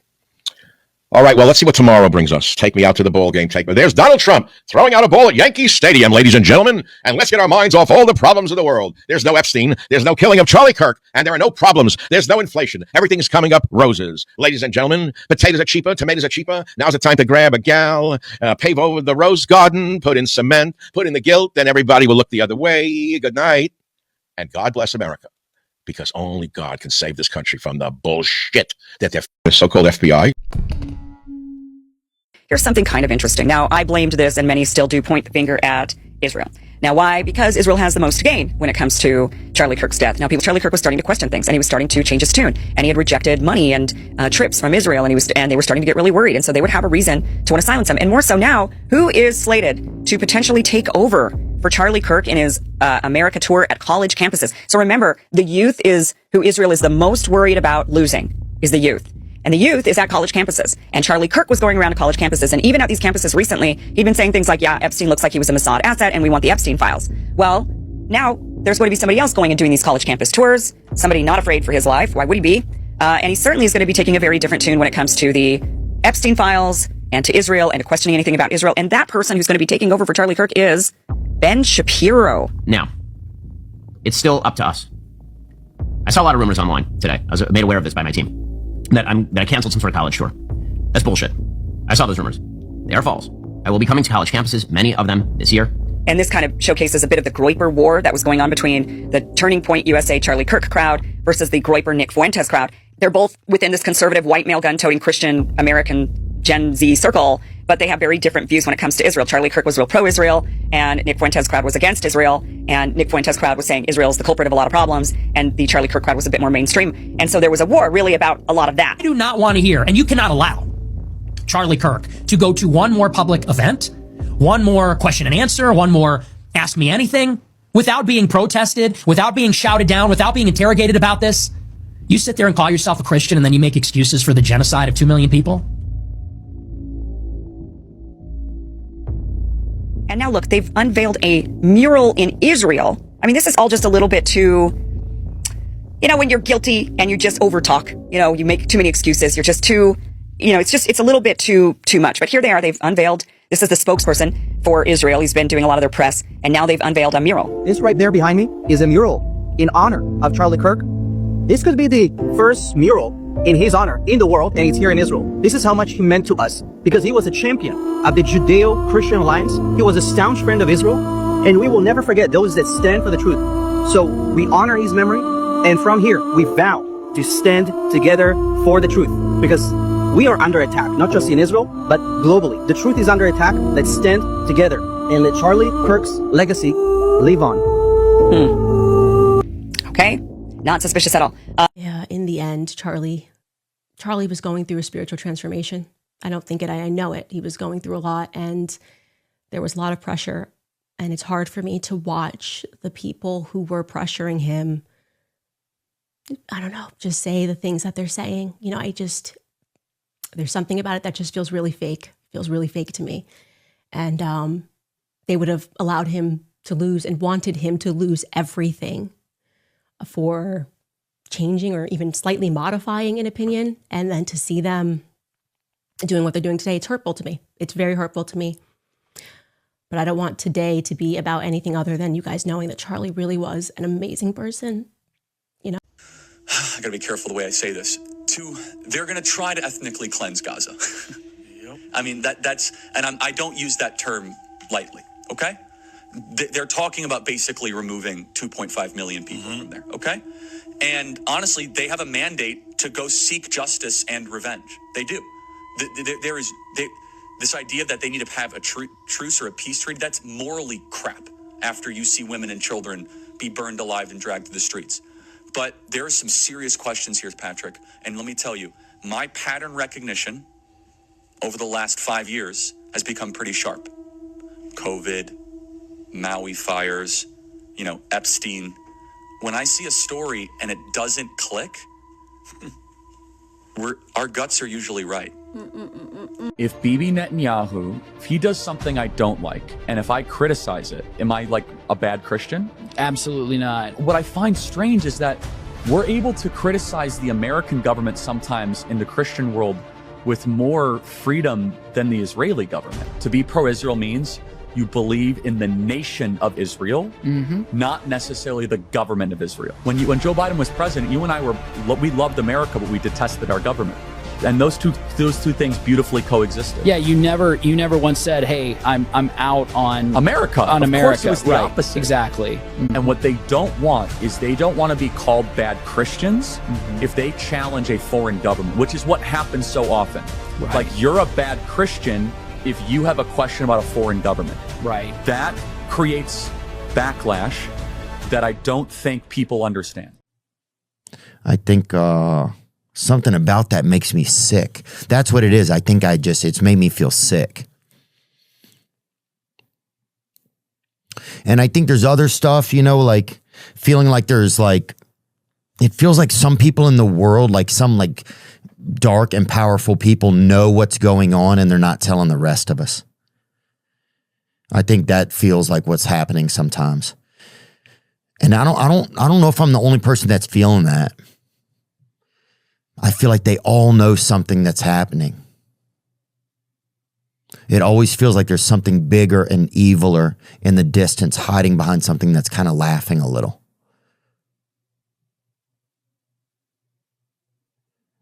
And yeah, and this just felt like the pinnacle of the horn of whatever creature that is, kind of. Or yeah, I don't know, something like that. Yeah, and I think it's scary. It's like, yeah, it's like where is safe? Where is safe?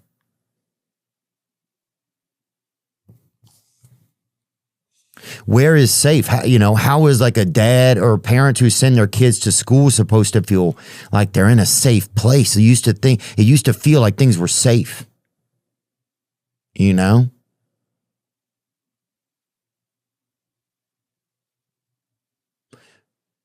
Or maybe it never, I don't know, maybe it never felt like that. But I don't know. It used to feel like things were safe somehow. Good morning, guys, and there we have it. 3 days ago, before Erica's speech, I made a video responding to Candace Owens' video, and I said something bigger is happening because I noticed a shift in Candace's content and Charlie's content. I said he's starting to just grow up and mature, both biblically, with biblical literacy, as well as emotionally. Just when you get life experience, you start to realize, okay, everything these people are not telling me is true.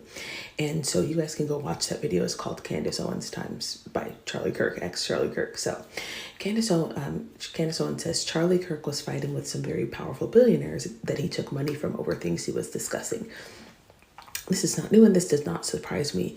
If he was allowed to be in the campaign room like that, I know he was taking money from powerful billionaires, the same powerful billionaires that donate to both the Republican Party and the Democratic Party. This is why they support the same things, kind of, right? So they'll tell you, the Democratic Party will tell you they support one thing, the Republican Party will tell you they support a different thing, but in the end, nothing changes because they're all being supported by billionaires, right? These are the people that she's talking about. There are people, and let me be clear, because we are like, eat the rich. Y'all think the rich people are the CEOs and the people, your millionaires that live down the street.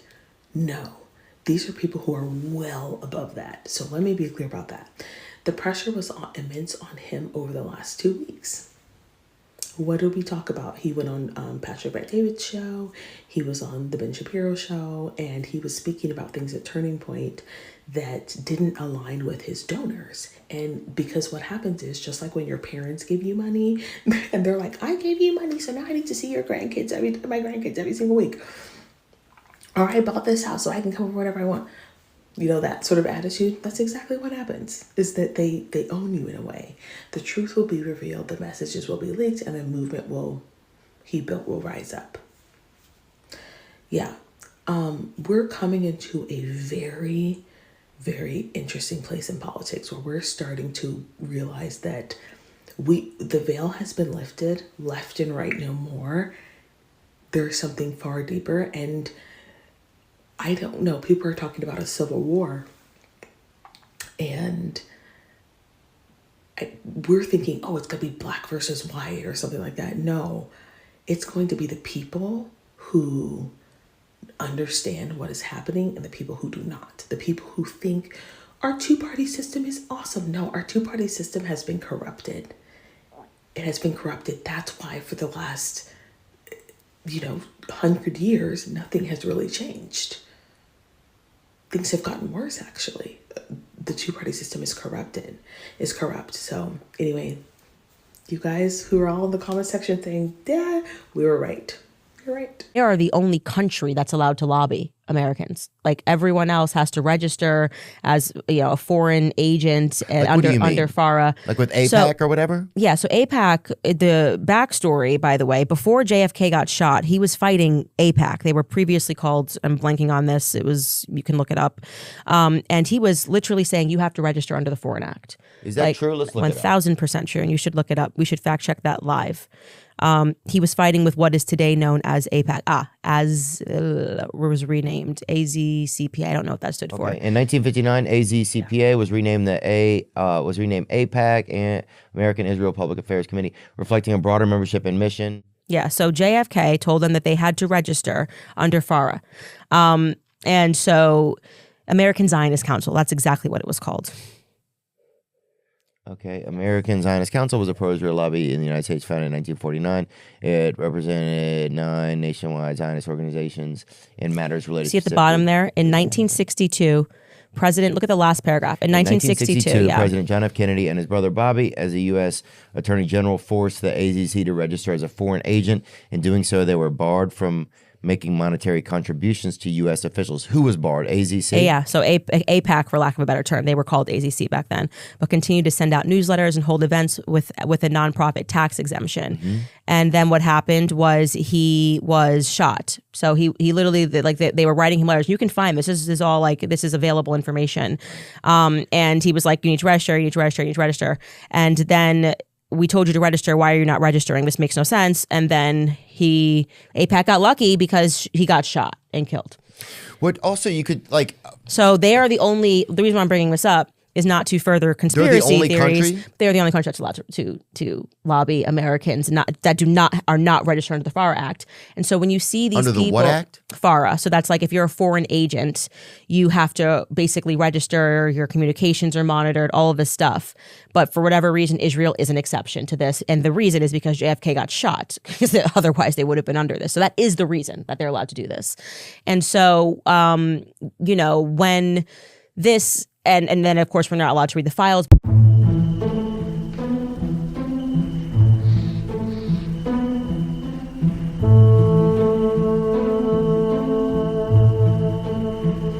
They're going to teach me how to ask about World War II and about, you really shouldn't ask that, they would say. They'd say, there's a good answer for all those questions. They'd say, but the way you're asking it is anti-Semitic. They said, and, we're happy to talk with you one-on-one in person. Like they're going to teach me how to ask the question. They said, because the way you're saying it, it sounds hateful and it's wrong. And I said, I'm asking a question. It's a free marketplace of ideas, I thought. So I kept pushing and pushing, and I was tugging on a lot of these different threads. I was also asking about World War II and about some of the narratives there, and I was asking about 9/11 and the Iraq War. And where are you asking this? Are you in a group chat? Are you just face-to-face, like with your friends eating a burger? Like when you say I keep asking these questions, what's the setup for that? We're texting in group chats, and we're even doing it one-on-one. One of the venues, we had a big Christmas party out in Western Massachusetts, and Cassie Dillon invites me back to her apartment with a couple of friends, and everyone's drinking wine. I don't drink, so I wasn't drinking, but we're playing apples to apples, and it's a party atmosphere. We're friends, we're having fun, we're political, we're talking about it, and this is the venue, and it just got increasingly cold over time, and it turned into stop. Like, you need to stop asking or else. And eventually, I kept pushing on a lot of these different things, and Cassie hits me up on Twitter, and she texts me this huge block text paragraph, and she says, we're not in the same movement anymore. She goes, I don't really recognize what you're about and your views. She says, I'm pro-Israel.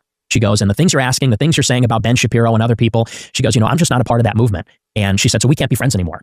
So she stops talking to me, cuts me off completely. All the other people block me. Elliot, Aaron, there were some other people involved. They all block me on Twitter, complete ghosting.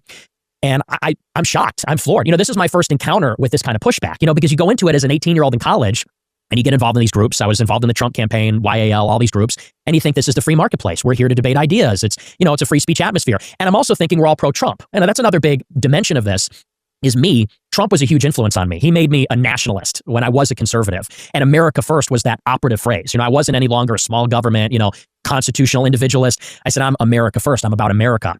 And so there's this deep contradiction on the Trump strain in particular and what they're pushing. And I said, it really shouldn't be there. If we're America first on China, Mexico, Russia, everybody else, NATO, why aren't we America first on Israel? So this was deeply disconcerting and weird and disturbing to me. And I was honestly just taken aback. I was like, why are my friends now turning their back on me because of a disagreement? Well, fast forward, I'm doing my show on RSBN. This is in my second semester. So this is winter and spring 2017. And I'm doing the show. The show's going okay. I'm not getting great viewership. Nobody was. And I get a call from my boss, Joe Seals, who runs RSBN. And he goes, you got to keep this between us. He says, but did something happen between you and Cassie? Is she still doing her show too? I said, yeah, we had this falling out, blah, blah, blah. He goes, she's been calling me every day for the past 2 weeks. He goes, and she's telling me, well, Nick said this on a show. Isn't that so racist? Nick said this on a show. Isn't that so hateful? That's not conservative. He says, and she's been trying to get you fired, calling me literally every day for 2 weeks. I said, wow. I said, I can't say I'm surprised. I said, she gave me this very cold, standoffish thing. She blocked me, all the rest. He goes, not only that, he's a pastor. He says, she's talking to me about converting to Judaism, which of course she now has. Fast forward all this time later, about a year ago, she marries some Israeli guy and she converts to Judaism. But he goes, I'm a Christian. He's an evangelical pastor. He says, and I'm trying to talk her in off the ledge. I don't know what's gone into her, all this. And so this was how my college career began. That's sort of what created me. And then for the next 3, 4, 5 months, my life turned upside down, where it was these people like Cassie, this guy, Cabot Phillips, I think he was a campus reform. I think he might be a Daily Wire now. His father, Tim Phillips, ran this big nonprofit, Americans for Prosperity. He's friends with Morton Blackwell from Leadership Institute. This guy was coming at me. He was on me all the time on Twitter. And these people are just pushing this line. Nick Fuentes is alt-right. He's a white nationalist. He's a Jew hater. He's an anti-Semite. And, me at that time as an 18-year-old guy, I'm thinking, I'm just asking questions. I'm just doing what we're supposed to do. It's free speech. I'm America first, the rest of it. And then the first big hit piece was actually written about me by Media Matters. Come to find out, Media Matters sourced the material from Cassie Dillon. She sent one of my clips, and I'll admit, it wasn't the finest clip. I stand by it, but it was, the way that I said it was sort of unfortunate. But she took a clip from my show, she sent it to Media Matters, and they did this big hit piece about me. And then I had the left breathing down my neck, Right Wing Watch, Media Matters, all the rest of them. And this was kind of like the launch of my career. They were trying to throttle me in the crib. How do you know that Cassie sent the clip to Media Matters? This was told to me by Joe Seals. Okay, got it. So she was sending around clips from your show. Right. And that's their move. That's what they do. As you know, and the show wasn't even big. I had like 100 live viewers. I would get 1,000 views per episode. But they were on top of this. And even Ben Shapiro, he quote tweeted one of my tweets and said, because I said something to the effect of, if you're Mexico first, live in Mexico. If you're China first, live in China. If you're Israel first, live in Israel. And he quote tweets me on Christmas Eve and says, well, that's the surest sign you're an anti-Semite, is to accuse a Jew of dual loyalty. And I'm sitting there like, it's true. You do have dual loyalty. You're going to sit there and say you don't? So this was like it's maddening. It's literally will drive you crazy because by definition, it's gaslighting. Because you see it, if you're a logical person, it's obvious. And, this is something that maybe is helpful to explain my mindset. I'm waiting for someone to prove me wrong. I'm pushing on all these narratives, the foreign aid, the Iraq war, all of it. And I'm waiting for someone to tell me, here's all the evidence, the obvious evidence that it isn't all just a big thing. Mm-hmm. It's not just a big conspiracy. And I'm asking in good faith, where is that evidence? Cassie, my friend, and all the rest of them. And instead of getting an answer, I'm getting blocked. I'm getting tattled on. I'm getting clipped out of context. They're selling me out to the left. I'm getting called names. And, from the very start, this made me extremely cynical and resentful and furious about the whole thing. And I said, I'm like at war now with the whole conservative establishment, and the same opportunities for advancement that other people are getting.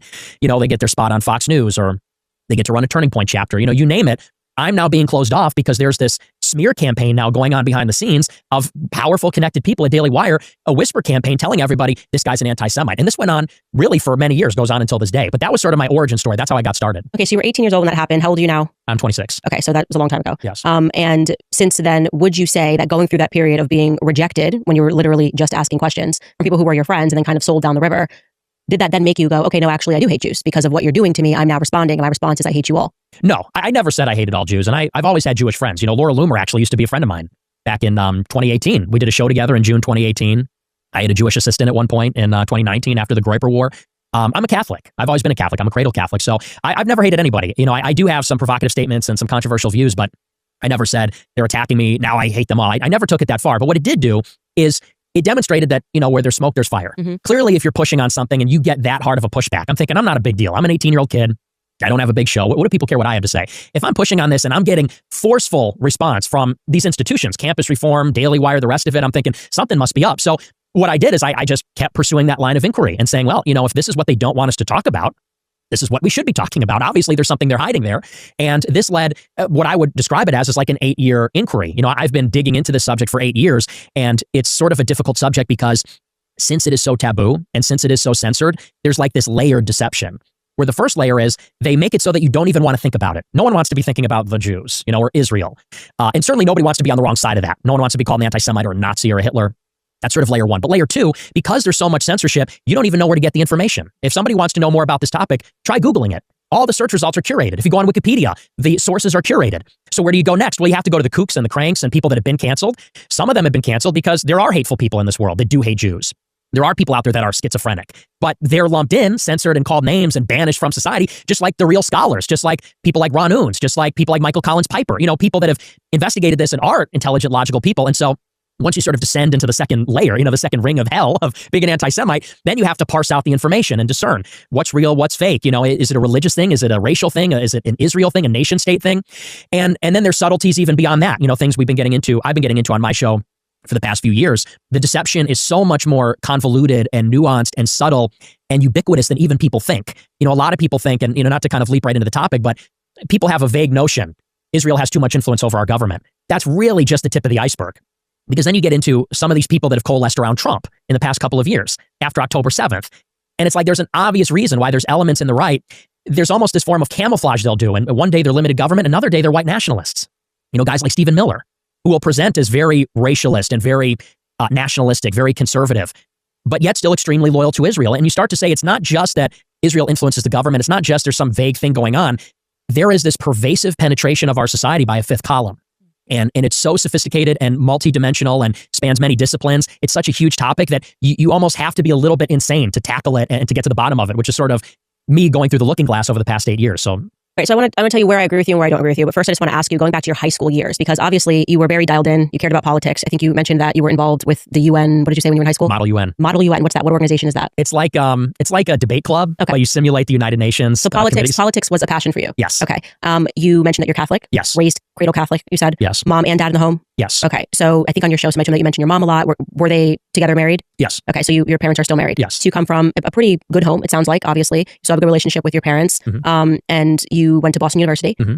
everything's going great for you. You kind of should be, like you said, maybe offered a contributorship on Fox News and your whole life kind of gets derailed. Right. Where I'm going to push back on you is to say, it's crazy that my clips are going viral now, and it's all of the people you would least expect that are liking them. It's Muslims, it's black people, it's leftists. They're all saying, wow, I could see why this guy was censored. And it's the Trump people that are antagonistic towards me. Which is very interesting, isn't it? And I'm glad to see it because I'm for all people, in a sense. In the sense that, and I'm going to choose my words carefully because we don't want to sound like we are accommodationists. I don't want to sound like our goal is to please everybody because look, communists are not going to be pleased. Refugees, illegal immigrants are not going to be pleased with our platform. But it is important to understand that we have more in common with each other than we do with them. That's kind of the big message. Is like we have to stop splitting society down the middle where we say it's us and our elites versus them and their elites. We don't have elites. The elites are a unit. And so we're alienating one another over stuff. We need to start to look at ourselves as Americans and realize that who is ruling us, they're not American. They're Israeli. Many of them are immigrants. They're cosmopolitan. They are transnational. They have no skin in the game here. They have no attachment to this land. Take a look at the biggest companies on Wall Street. Take a look at the biggest donors to the political parties. Look at the owners of the companies. Look at the donors. How many of them are rooted in America? How many of the most powerful people in this country were even born here? Have any affection or attachment to America? The ultra wealthy, they belong to no nation, okay? They go wherever they please. All over America, all over the world. They have properties everywhere, business everywhere. Many of them are not from here, very liberal attitudes about everything. Another prophecy. I believe we're entering the golden age, I believe. And that's good? Is that good? Magnificent. I'm saying it is what it is. President Biden, Vice President Harris, and my fellow citizens. The golden age of America begins right now.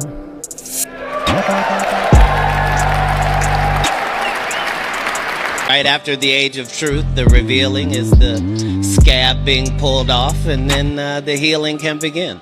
Race is not where the line is drawn. It's God's side and the other side.